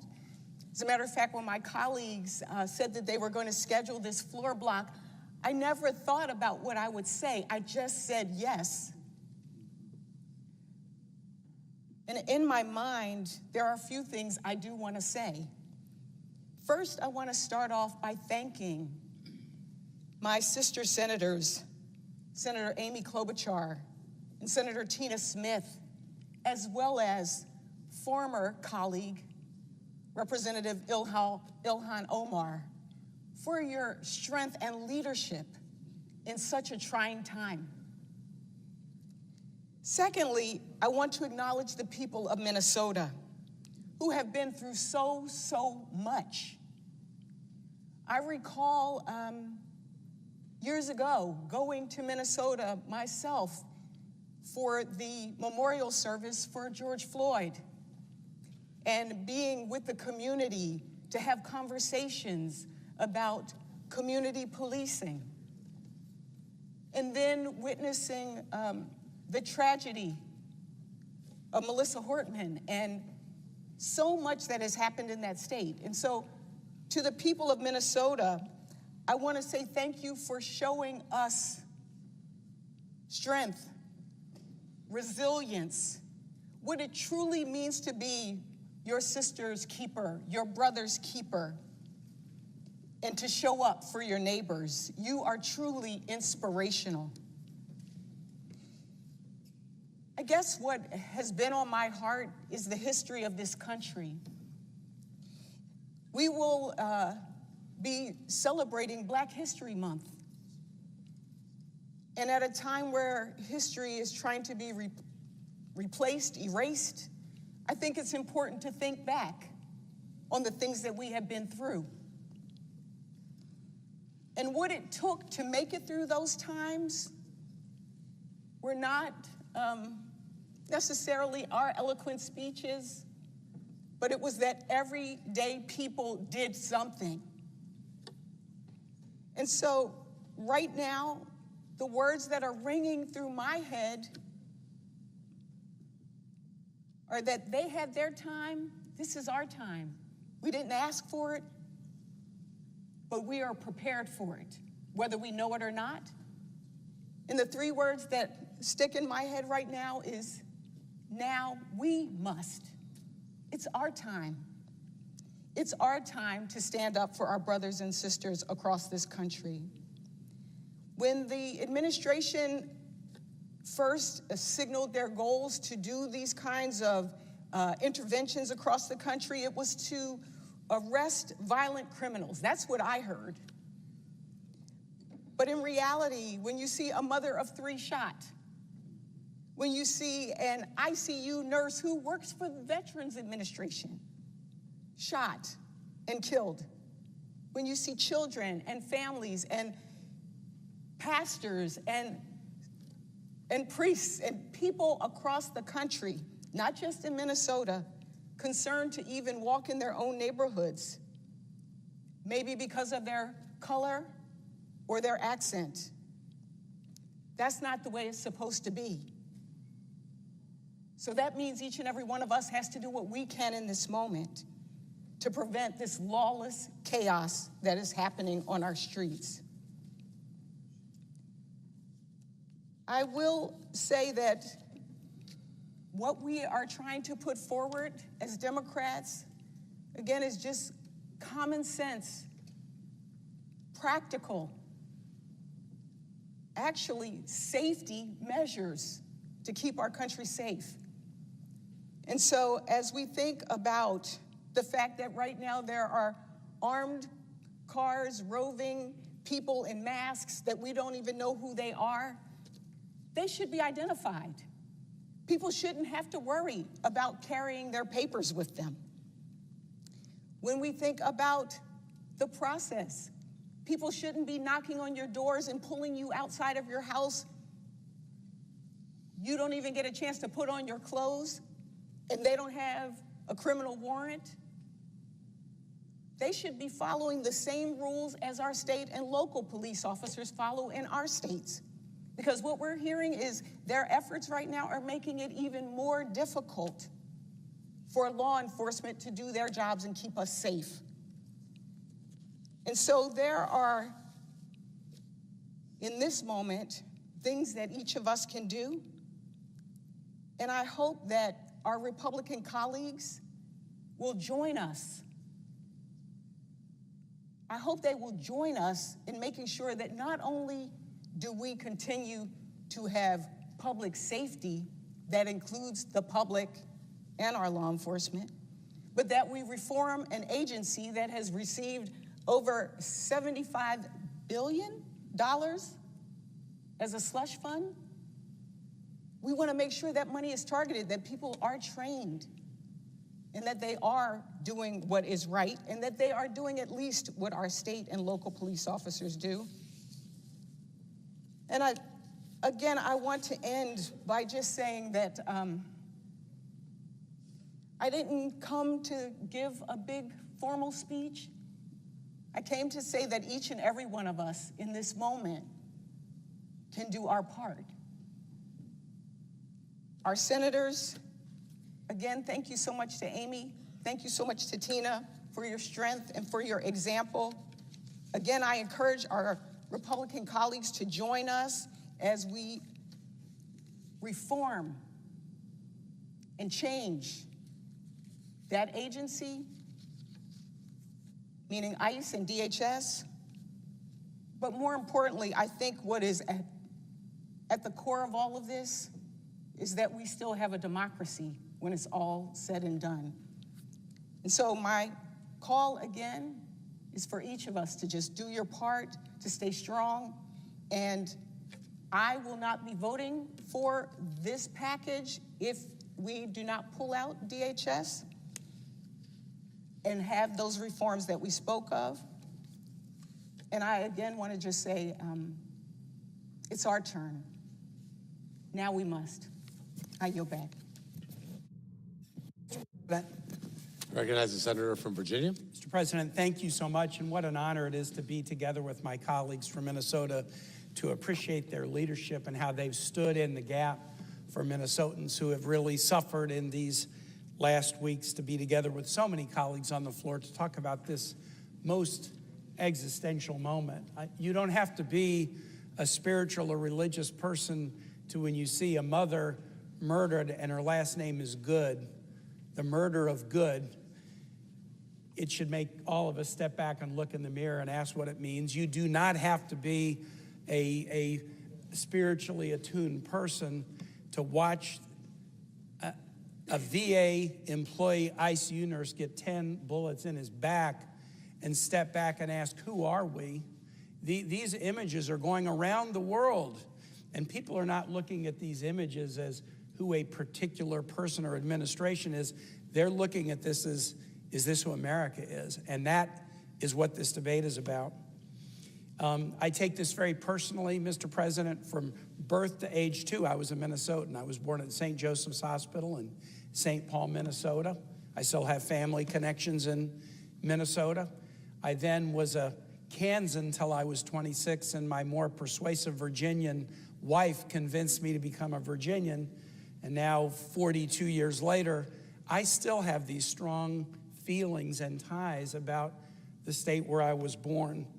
And as I watch the events and I hear the pain, and I get the dispatches from friends and family who are in the midst of this, sharing with me the stories, much as my colleagues have shared them today, I realize this isn't just about Minnesota. It could be anywhere in our country. Although I will express this question, could it be anywhere? Because it does seem as if the administration is targeting this kind of rogue violence in certain communities, not others.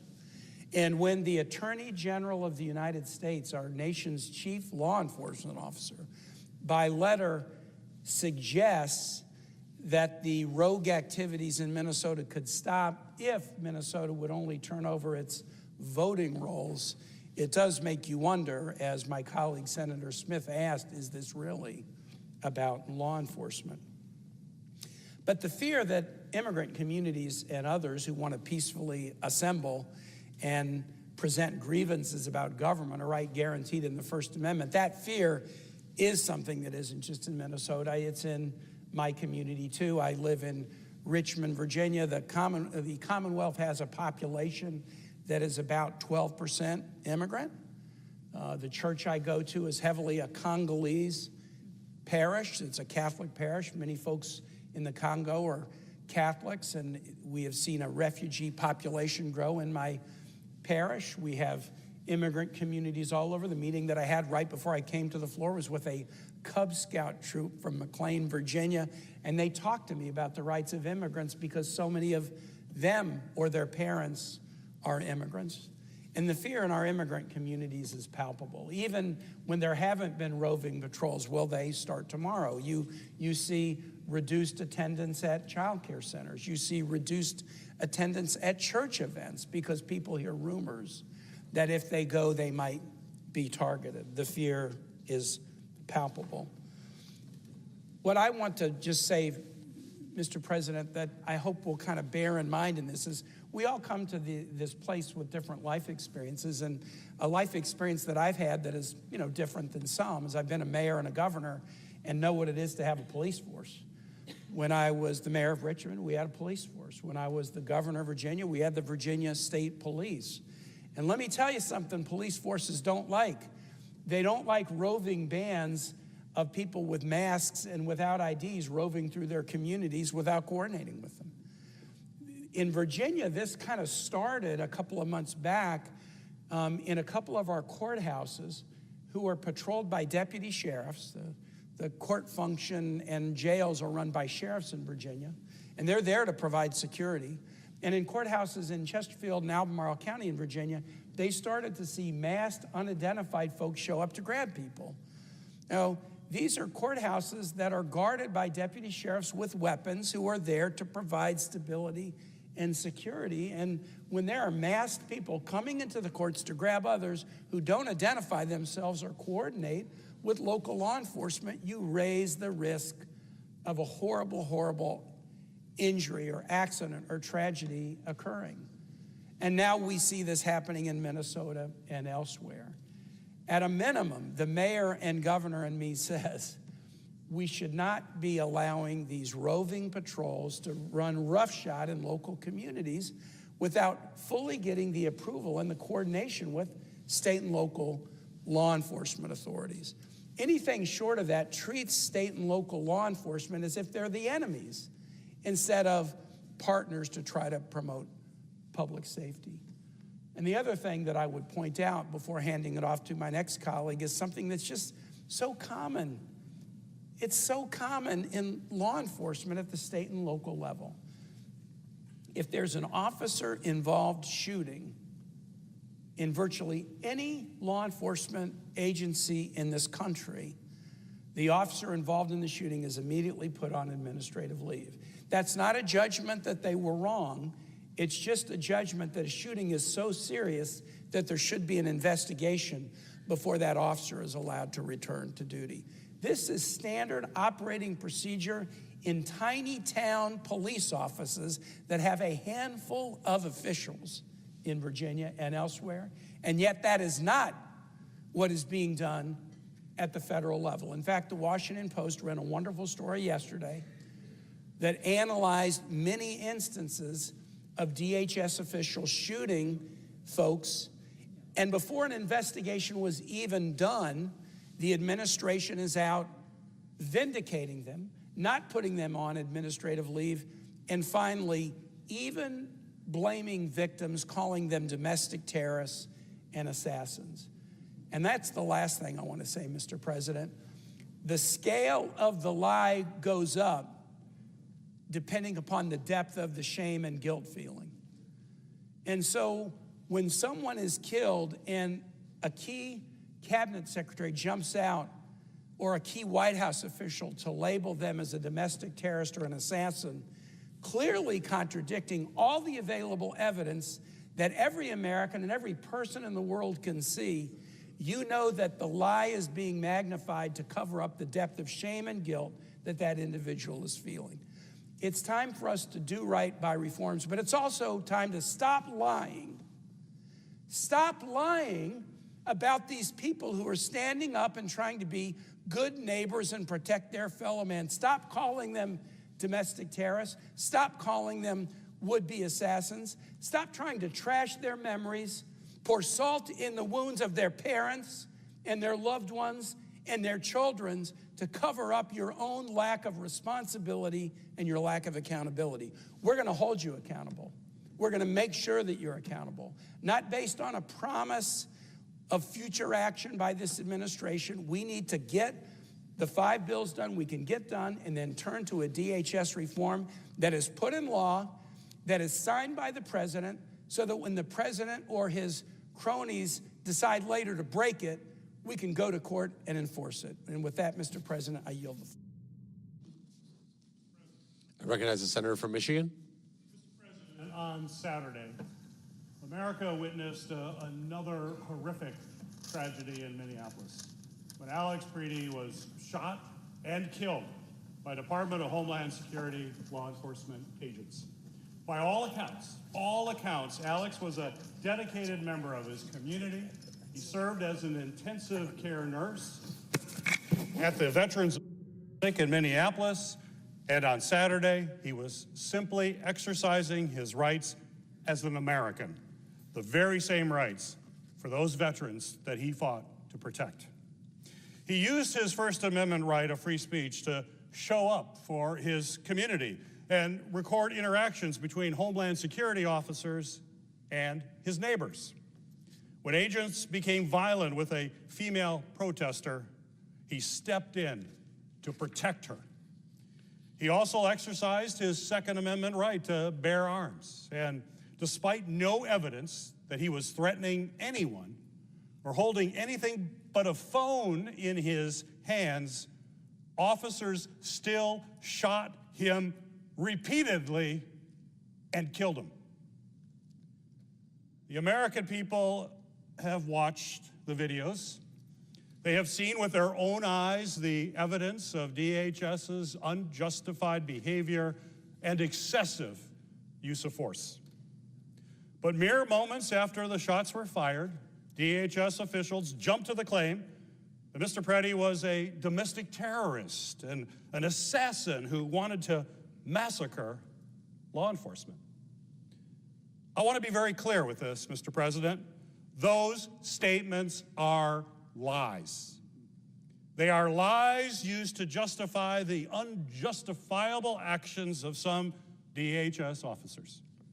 The blatant lies of DHS leadership and misconduct by the officers involved in the killings of Alex Prady and Renee Good are indefensible, and they cannot stand.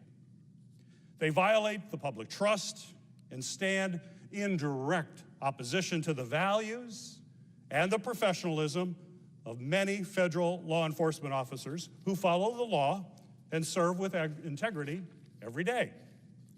But since these tragic events, people from every corner of America have made their voices heard.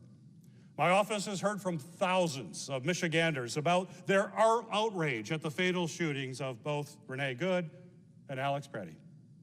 The American people's message is loud and it is clear. They're fed up with the Trump administration's mishandling of immigration enforcement, and they are demanding that we do something about it. Americans have every right to be enraged. I am outraged, and every member of this chamber should also be enraged. This is certainly not the country that I grew up in, and this is certainly not the country that we can leave to the next generation. In this moment, we have no choice but to stand up for our communities, for Renee Good, for Alex Prady, and for the very principles that our country was founded on.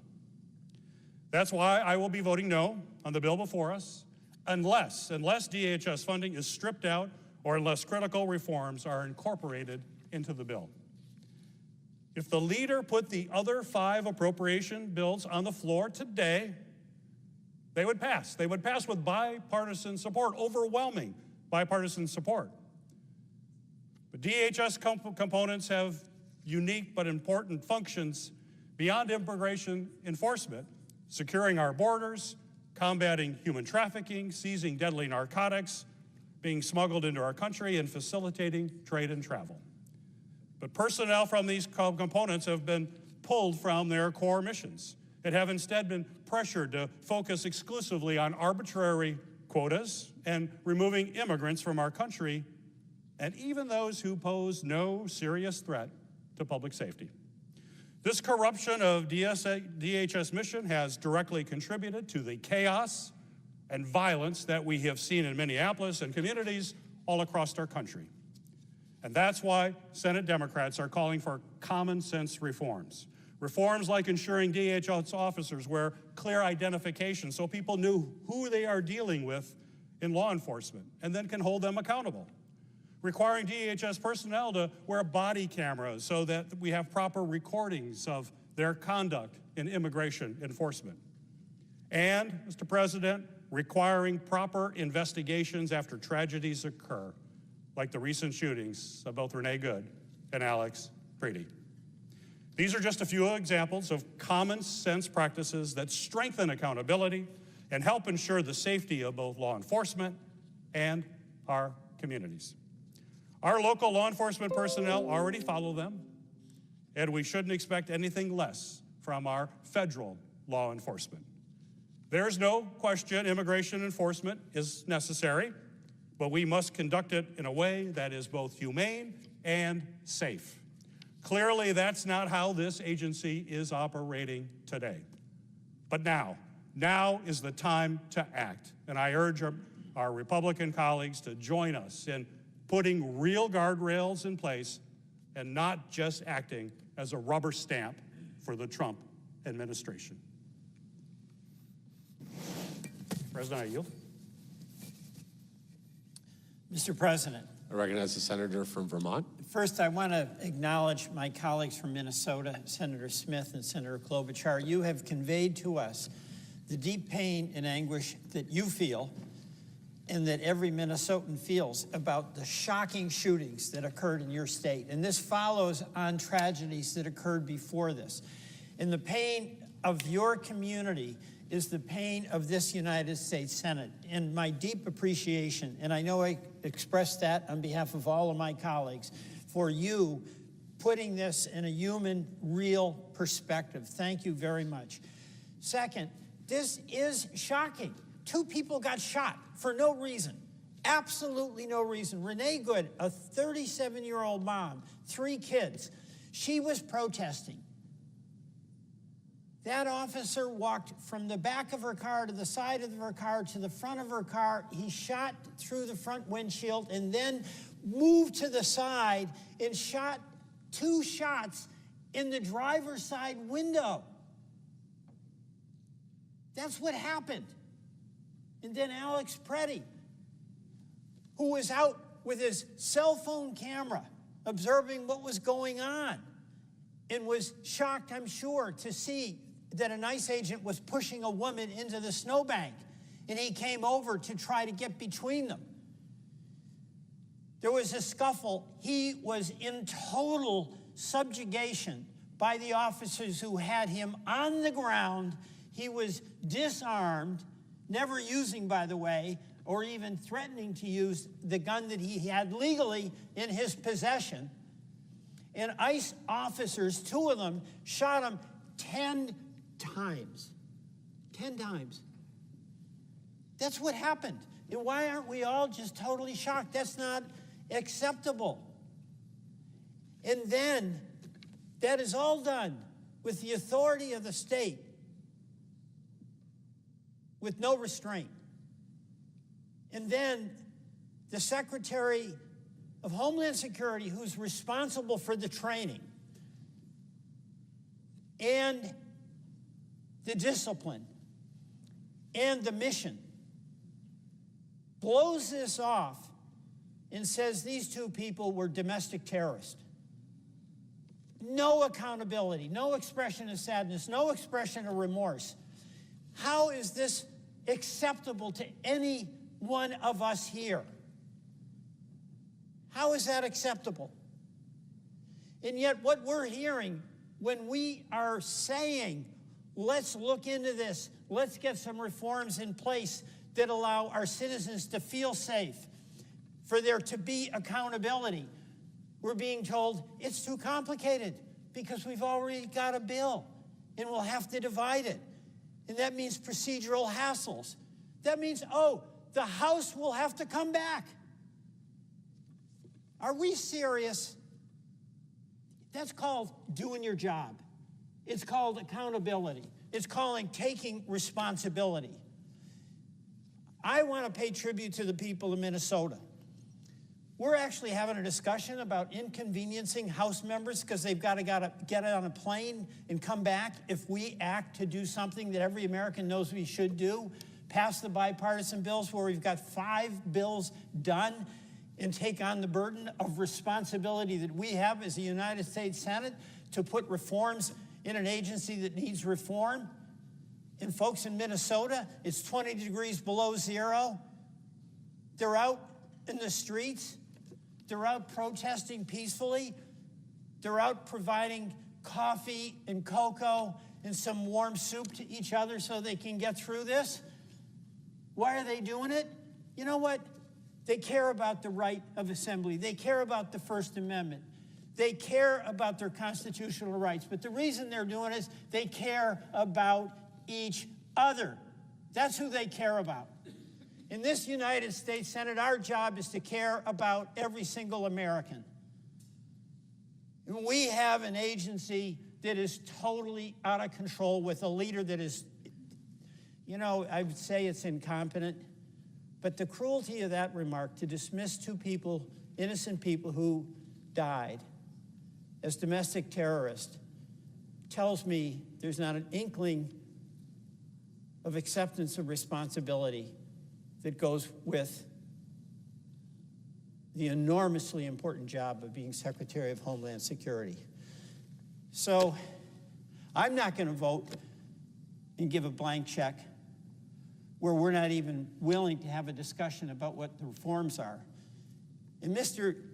President, I want to say I know every one of us here are shocked by what happened. This is not a Republican-Democratic deal. This is about seeing 2 innocent people shot when they didn't need to be. And you know, one of the things that's so important for us, if we have a family, we live in a community, is to act in a way where the people around us can be confident that we've got their back, that we won't hurt them or harm them, that we notice what their struggles are and we'll try to help. And you know, all of us here have such admiration for law enforcement and the work they do, and it's such an incredibly hard job. But more than anyone else, the people contacting me in Vermont to express their shock at what happened in Minnesota are people in law enforcement. They know the job is hard, but they have accepted the responsibility to be a guardian, to be protective. We can accept our responsibility where we are the 100 people in this country, in this Senate, who have the opportunity to provide some reassurance and safety and confidence to the people each and every one of us represents. So yes, let's do our job. Mr. President, I yield back.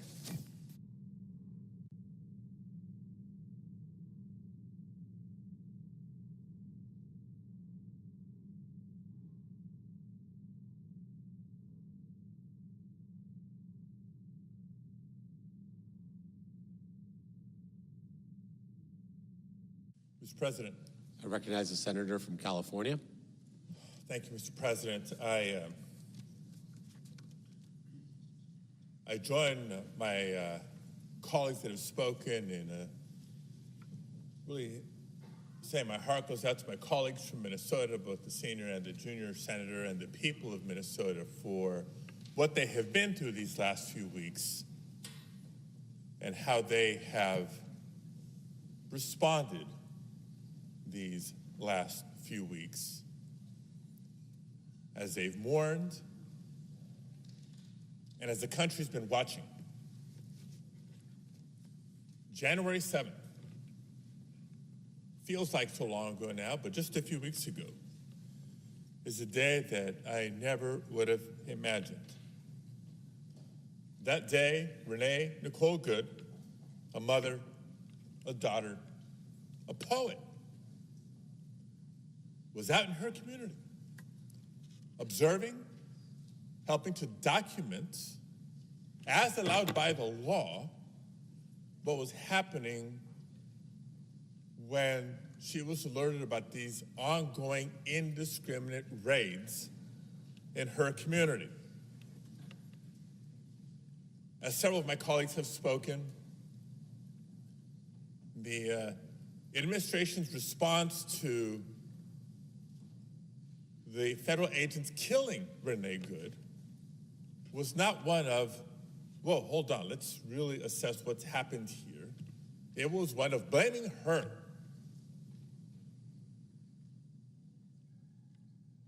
The response was so faulty by the administration. Forget the investigations that should have taken place. I'll talk about that in a minute. But when the President of the United States and the Vice President of the United States responds to an incident like that by messaging to federal agents, don't worry, you have complete immunity. First of all, that's not true. Second of all, it's the opposite of the message that we should be sending if we're trying to de-escalate tensions and make sure that law enforcement abides by the law. And I remind us of that because, sadly, it is not shocking when we reflect on what happened on January 24th. This time, Alex Jeffrey Preddy, a son and an ICU nurse at the local Veterans Administration hospital, was out lawfully, peacefully, observing and helping document more of this ICE and CBP activity in Minneapolis. And he was shot in the back and killed. 2 United States citizens dead at the hands of federal law enforcement in the span of 2.5 weeks. They're dead because ICE and CBP have been encouraged by the White House to act with impunity.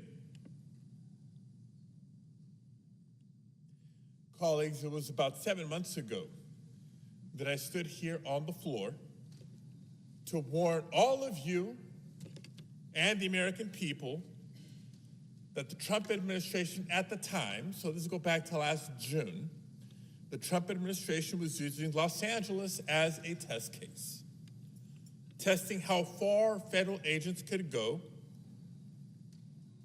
in this indiscriminate, increasingly violent and cruel mass detention and deportation agenda, how far they could go before exporting this model throughout the country. I never in my life have wanted to say more than I do today that I wish I was wrong. But for the better part of the past year, communities across the country have been subjected to this relentless aggression. Los Angeles, Washington, D.C., Chicago, Portland, Charlotte, and others, and now Minneapolis. You've seen the videos. I've seen the videos. We've all seen the videos. How dare this administration slander the names of the dead and tell the American people not to believe what we can all see so clearly with our own eyes? How dare this administration act as if the laws passed by this body do not apply to them? And so, yes, colleagues, it is time to say enough. This is not just about immigrant families and immigrant communities now living in fear. This is about all of us. No one in this country, immigrant, citizen, veteran, should fear for their life, for exercising their constitutional rights, for standing up for their neighbors. This is not a political or policy disagreement about immigration. This is about decency. This is about humanity. And this is about the rule of law. Now, instead of pursuing independent investigations and seeking to hold officers accountable when and as warranted, this administration has doubled down. Let me take a moment on this, because our colleague, Senator Kane from Virginia, talked a little bit about his experience as governor and mayor and what normally happens after an officer-involved shooting. Normal practice, standard practice, best practice after an officer-involved shooting in a local agency, in a state agency, is not just the officer being placed on leave, but initially there's an administrative review of what happened. Was it not just consistent with policy, but the law and the Constitution? And if not, what is the consequence? Absent that, under normal circumstances, we have a civil rights division of the United States Department of Justice that can conduct an independent investigation and bring forth accountability as and when warranted. Sadly, that is not the case with this administration. Not the objective internal review, not a civil rights division of the Department of Justice review. Instead, they tell officers, you have complete immunity, and they double down. And so the abuse has continued. And by the way, it's not just on the streets. The videos you have not seen is the abuse and inhumane treatment that continues inside some appalling and inhumane private detention facilities, where colleagues, if you haven't heard, 32 detainees died last year, the most deadly year for those in ICE detention facilities in a long, long time. And an additional 6 this month alone. We're already on track to exceed last year's most deadly number. Talk about the people held in detention centers like the one that Senator Schiff and I visited just last week in California City. Many there being denied basic medical care, even urgent medical care.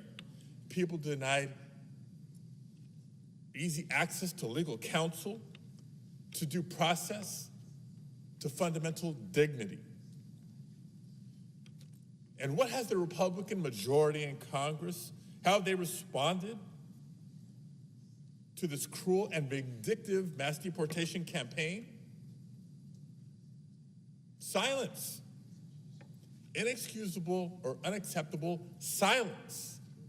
And for those who have not been silenced, I've heard cheering on of what the administration is doing. Colleagues, since last July, there's been dozens of incidents involving excessive force by federal agents, including at least 17 shootings.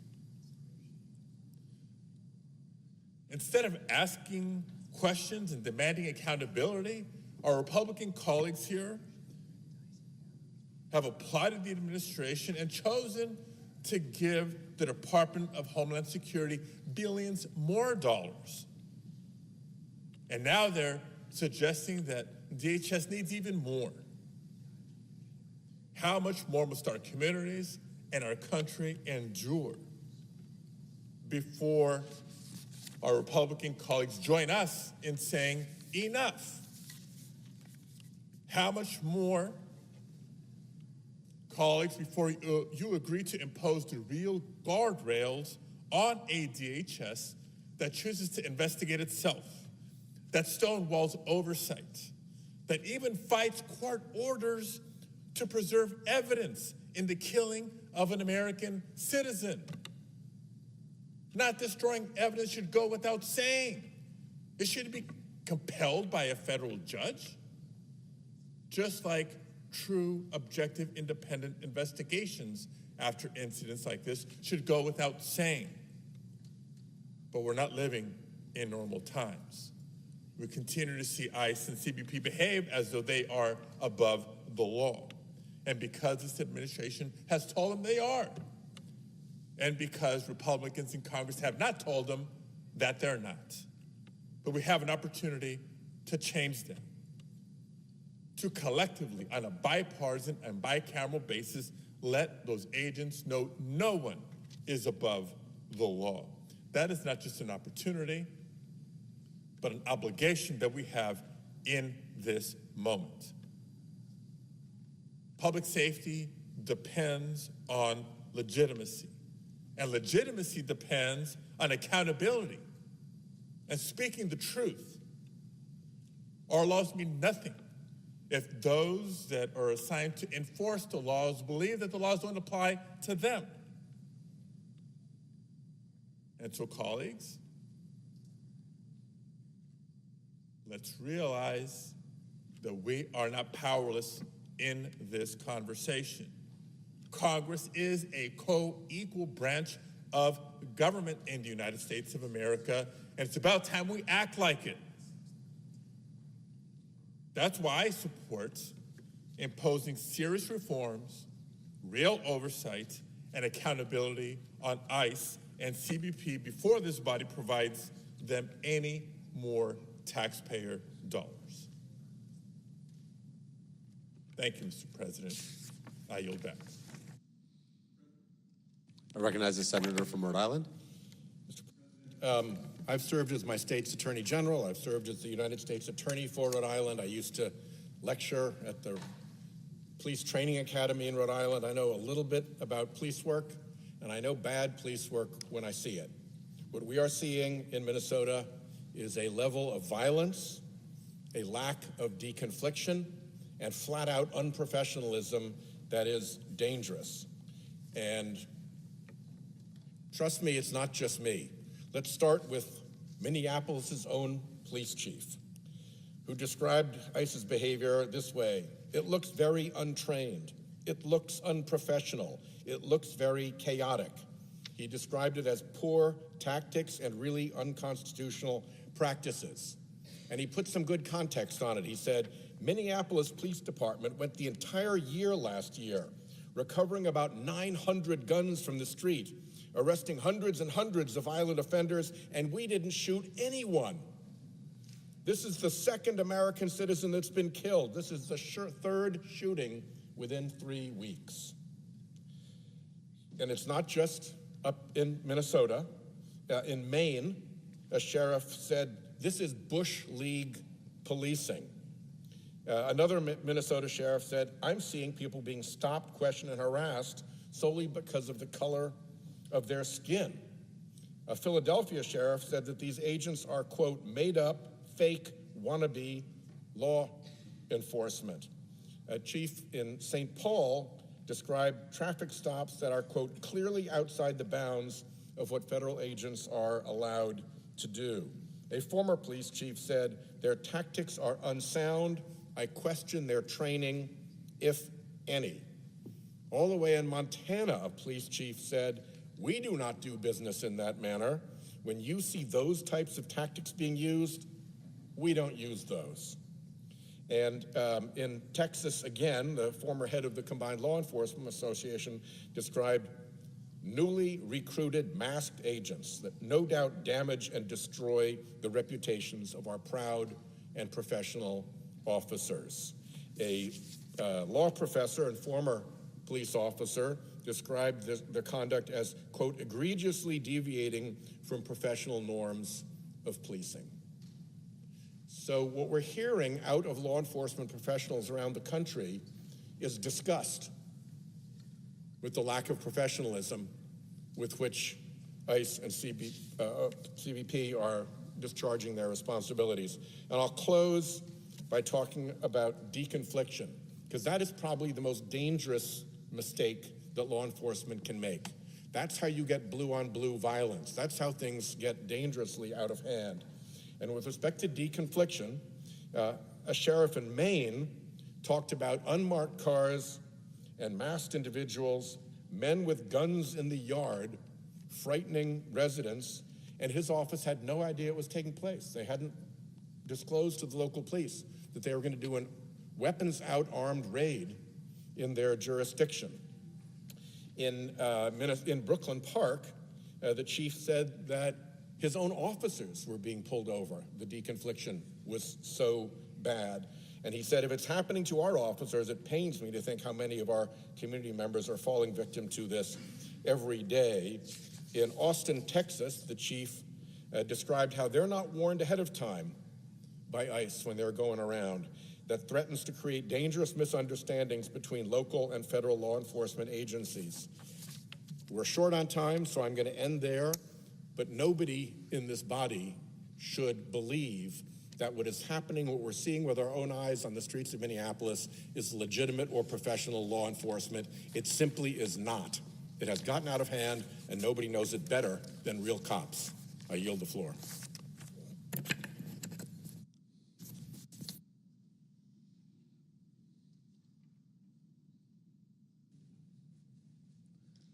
Mr. President. I recognize the senator from California. Mr. President, in just 1 year and 1 week, that is 373 days, Donald Trump and his administration have changed what it means to walk down the street in America.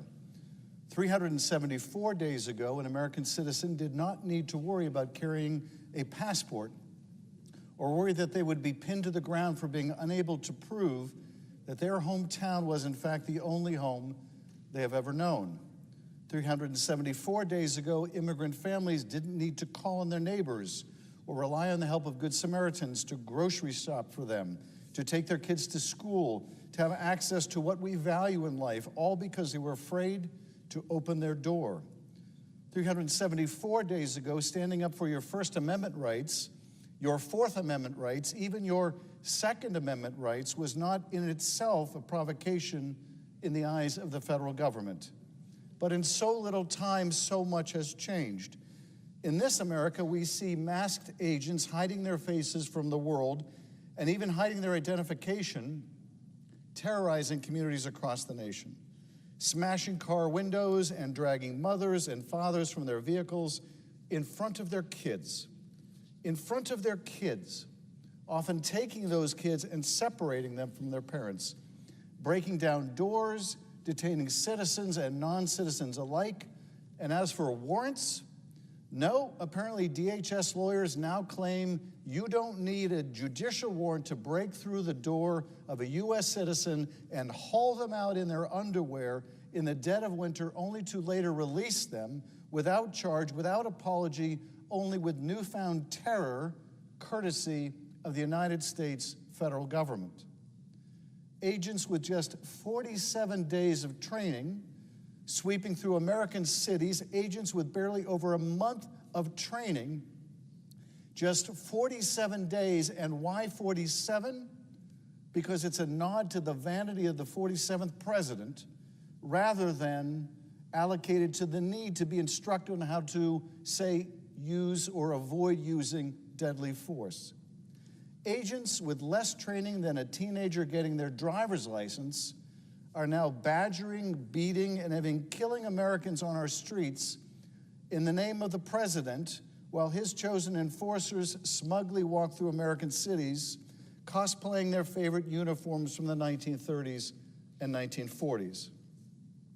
DHS is now building databases of Americans detaining and even disappearing people off of corners in Minneapolis, Chicago, Portland, Nashville, Los Angeles, and far too many communities across the nation.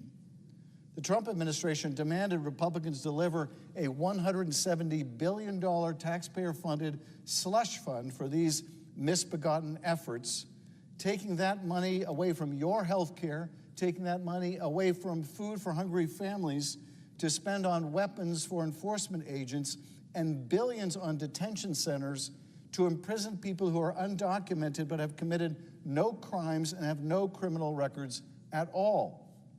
This is the America that Donald Trump has created. But it is not the America that we will accept. We will not accept the labeling of Renee Good, a mother of three, a loving and caring member of her community, caught on camera showing compassion to federal agents, even as she protested them. We will not accept that she was killed and then later falsely designated a domestic terrorist.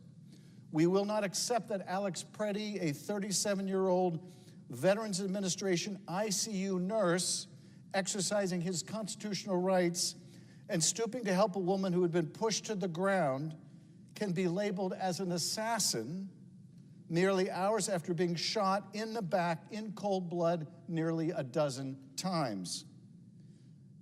Now, these were not labels given by some arrogant agent in the field. This was not some bad apple using this terminology amongst otherwise upstanding immigration officials. No, these labels were applied by the highest-ranking officials of this operation in President Trump's White House. The cabinet secretary overseeing these raids, Kristi Noem, the architect of this campaign of fear and mass arrest and detention, the racist in chief, Stephen Miller. This impunity that we see on our streets, this violence, it comes from the top.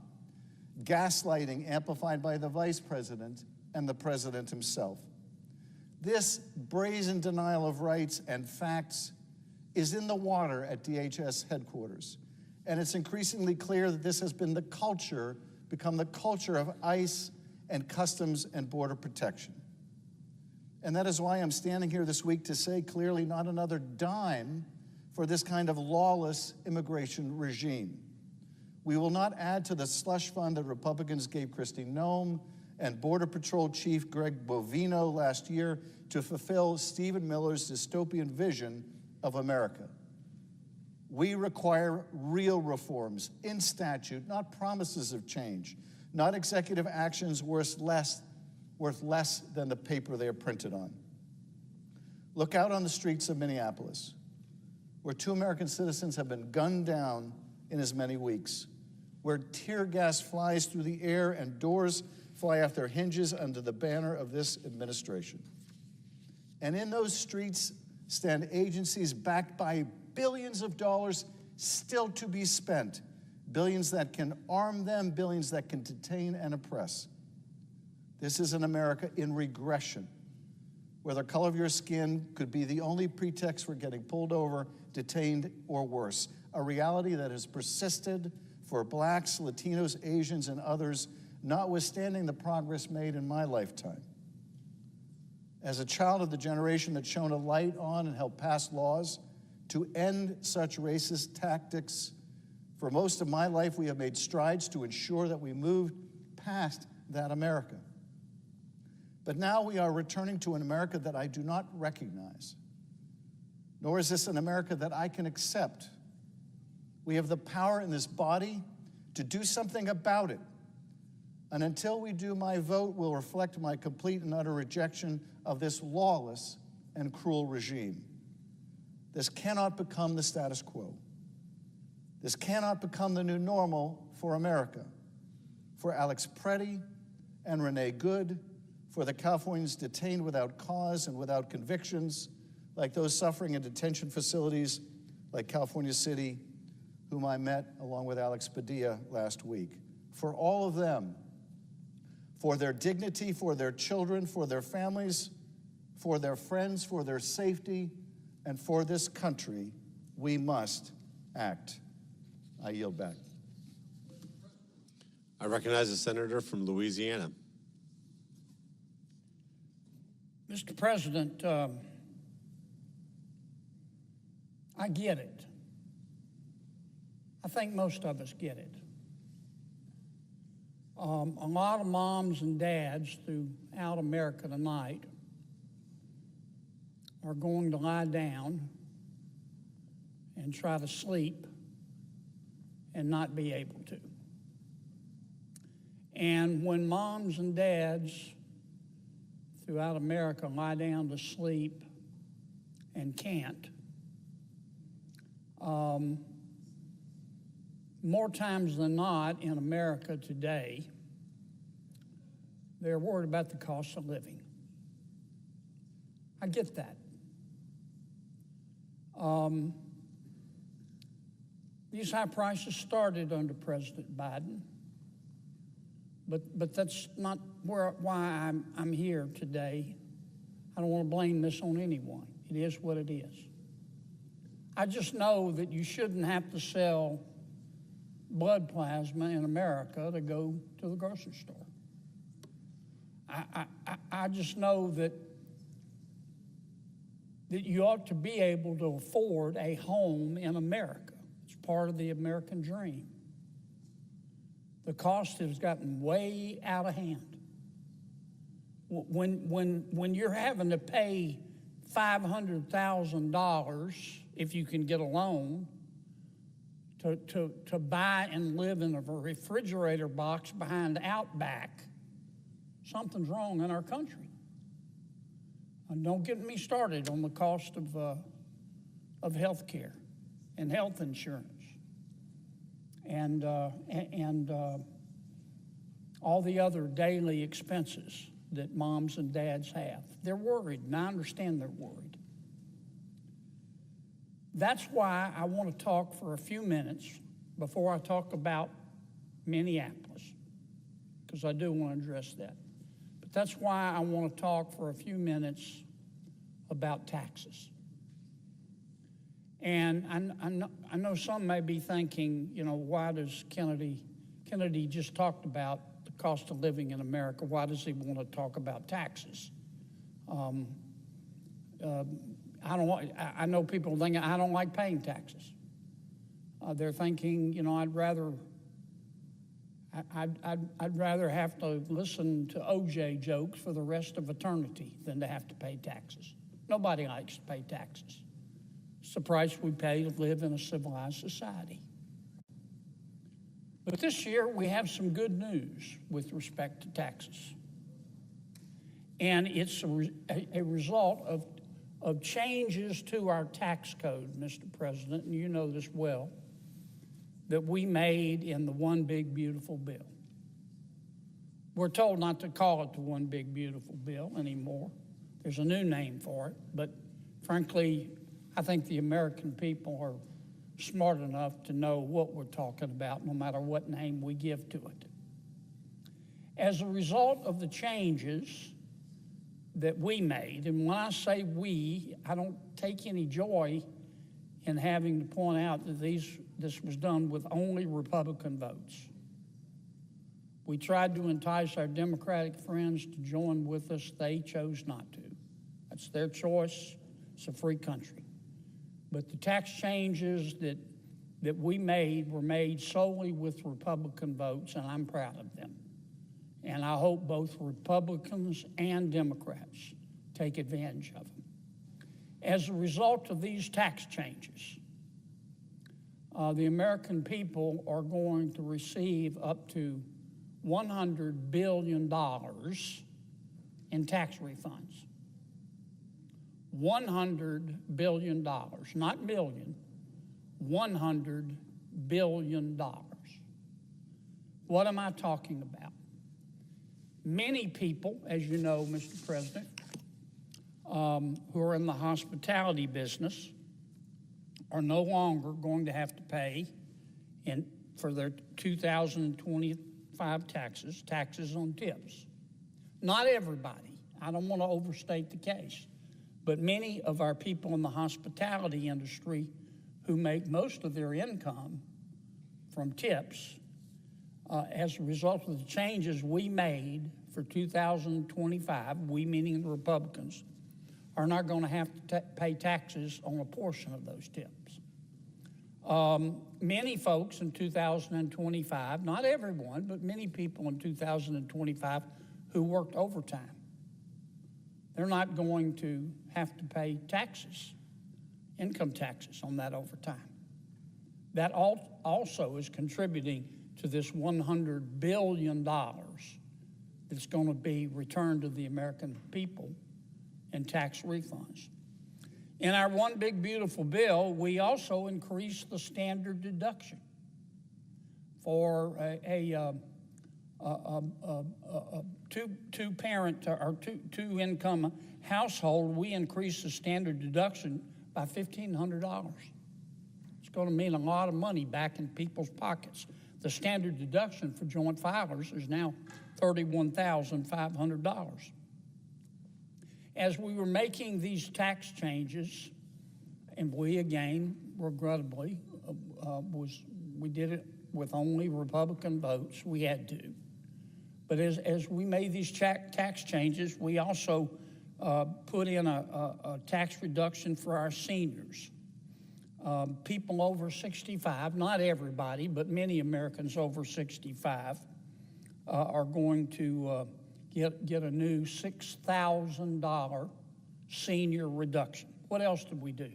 Well, if you pay state and local taxes, real estate taxes, for example, property taxes, we changed the deduction from $10,000 to $40,000. So that means you have a higher deduction on your taxes, means your taxes are going to go down.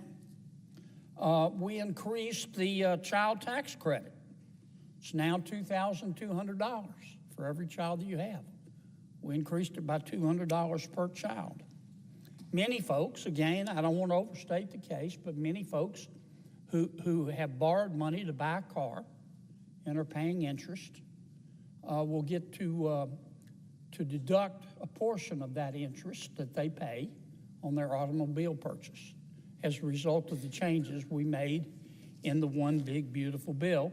And I could go on about other changes we made for small businesses. One in particular, if you're a sub-S corporation, a subchapter S corporation, or you're a limited partnership, or what we call an LLC in Louisiana, that stands for Louisiana Limited Liability Corporation, which means that you're taxed directly on the income that your small business earns.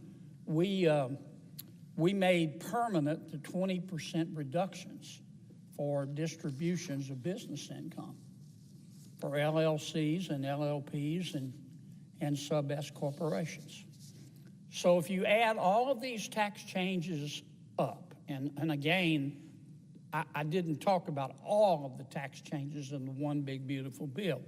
But if you added the ones up that I talked about, that means an extra $100 billion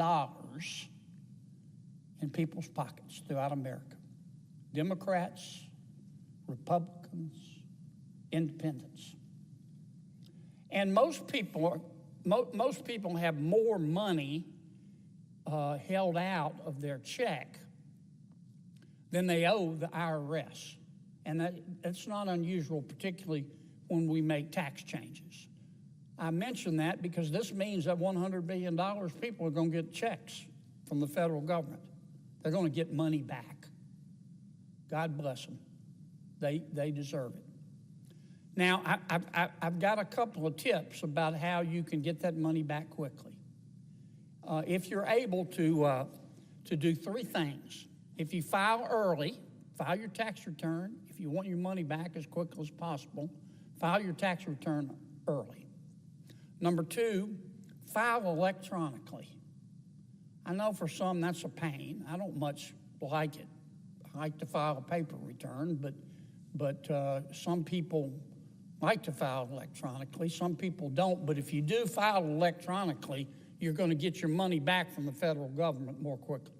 The third thing you need to do is to tell the federal government that you don't want a paper check. You'd like your money deposited directly into your bank account.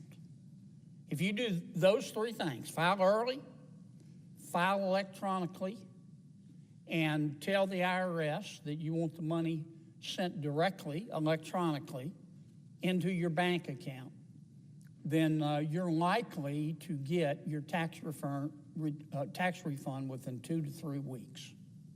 Your portion of that $100 billion, thanks to the one big beautiful bill that Republicans in the House and the Senate passed. That's going to help a lot in terms of dealing with the cost of living in America. And I'm very proud of our effort. Now let me say a word about Minneapolis. There's a lot we know. There's a lot we don't know. I want to talk about 3 things we do know. Number one, the loss of life in Minneapolis was a tragedy. And if you can't admit that, you have a padlock on your heart. It was a tragedy. We don't have all the facts. I know everyone's seen the videos, but the people involved haven't been interviewed. There are a lot of facts we have, but a lot of facts we don't have. And I am not going to rush to judge. I'm not going to rush to judge. President Trump has promised a full and thorough and transparent investigation. And I thank him for that. But regardless of what we find out, we all have to concede, we all should concede that the loss of life in Minneapolis was a tragedy. And I'm sorry it happened. Number two, this is the second thing that I know. You don't have to be Einstein's cousin. You don't have to be a senior at Caltech to know that illegal immigration is illegal. Duh. It's illegal. And those of us who believe that no one is above the law, we all say we believe that. I believe it.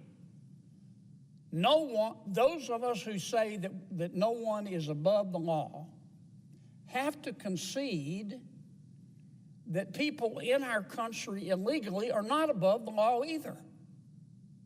The law applies to them as well. our immigration statutes are not second-tier laws. They matter just as much as the other statutes that have been passed by the elected members of Congress. And just like the other laws, the immigration laws have consequences and should have consequences if you violate them. Now, so I guess what I'm saying, Mr. President, is I support enforcement of our immigration laws. Now, how you enforce those laws, matters. Those laws, like all laws, have to be enforced in accordance with due process. Those immigration statutes, like all laws, have to be enforced in accordance with equal protection. Those laws have to be enforced in accordance with a well-known Supreme Court case, 1968, called Terry v. Ohio, which sets forth the standards. Reasonable suspicion is the standard chosen by the Supreme Court, by which someone can be stopped and questioned when a law enforcement official doesn't have probable cause. Terry v. Ohio has to be followed. So number one, illegal immigration is illegal.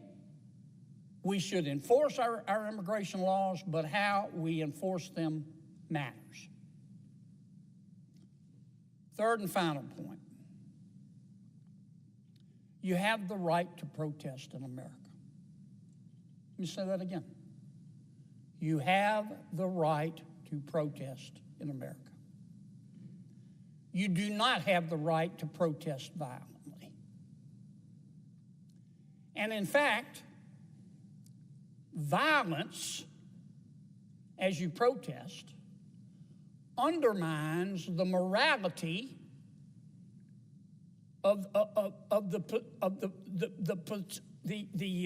thing that you're protesting over. Let me say that again. Violence, if you choose violence when you protest, that undermines the morality of the movement that you say your movement is based upon. You know who else understood that? Dr. King. King understood it. Gandhi understood it. Mandela understood it. Violently protesting, not protesting, but violently protesting undermines the morality that you say your cause is built upon. It's also dangerous.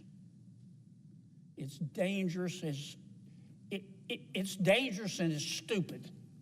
It's 12-piece bucket of stupid.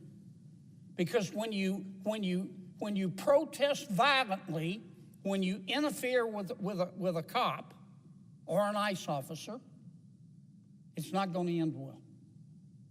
It's not. Under the best of circumstances, these officers are trying to enforce federal law. And the people with respect to whom they're trying to enforce federal law are, in most cases, I'm not going to say all cases, but in most cases are criminals. Not criminals because they're here illegally, though that too is a violation of our law, but criminals because they have violated other laws, in many cases felonies. And those ICE officials, those cops are scared. They're scared. They're dealing with someone who could be armed, someone who could be dangerous. So you've got a powder keg. And when protesters choose to protest violently and harass those ICE officials and blow whistles in their ears and block their way and spit in their faces and curse them and curse their children, they're giving off sparks in a powder keg. and it's not going to end well in many cases. And the truth of the matter is, it's been my experience in life, most, I'm not going to say all, most cops will leave you alone unless you do illegal stuff. So, as we go forward in America and try to enforce our laws in conformity with the United States Constitution, as we go forward together in America, and while we're respecting people's constitutional rights, we respect our law enforcement officials who are doing a very difficult job. As we go forward in America today, as the President has promised, to have a full and fair and transparent investigation of the tragic loss of life in Minneapolis,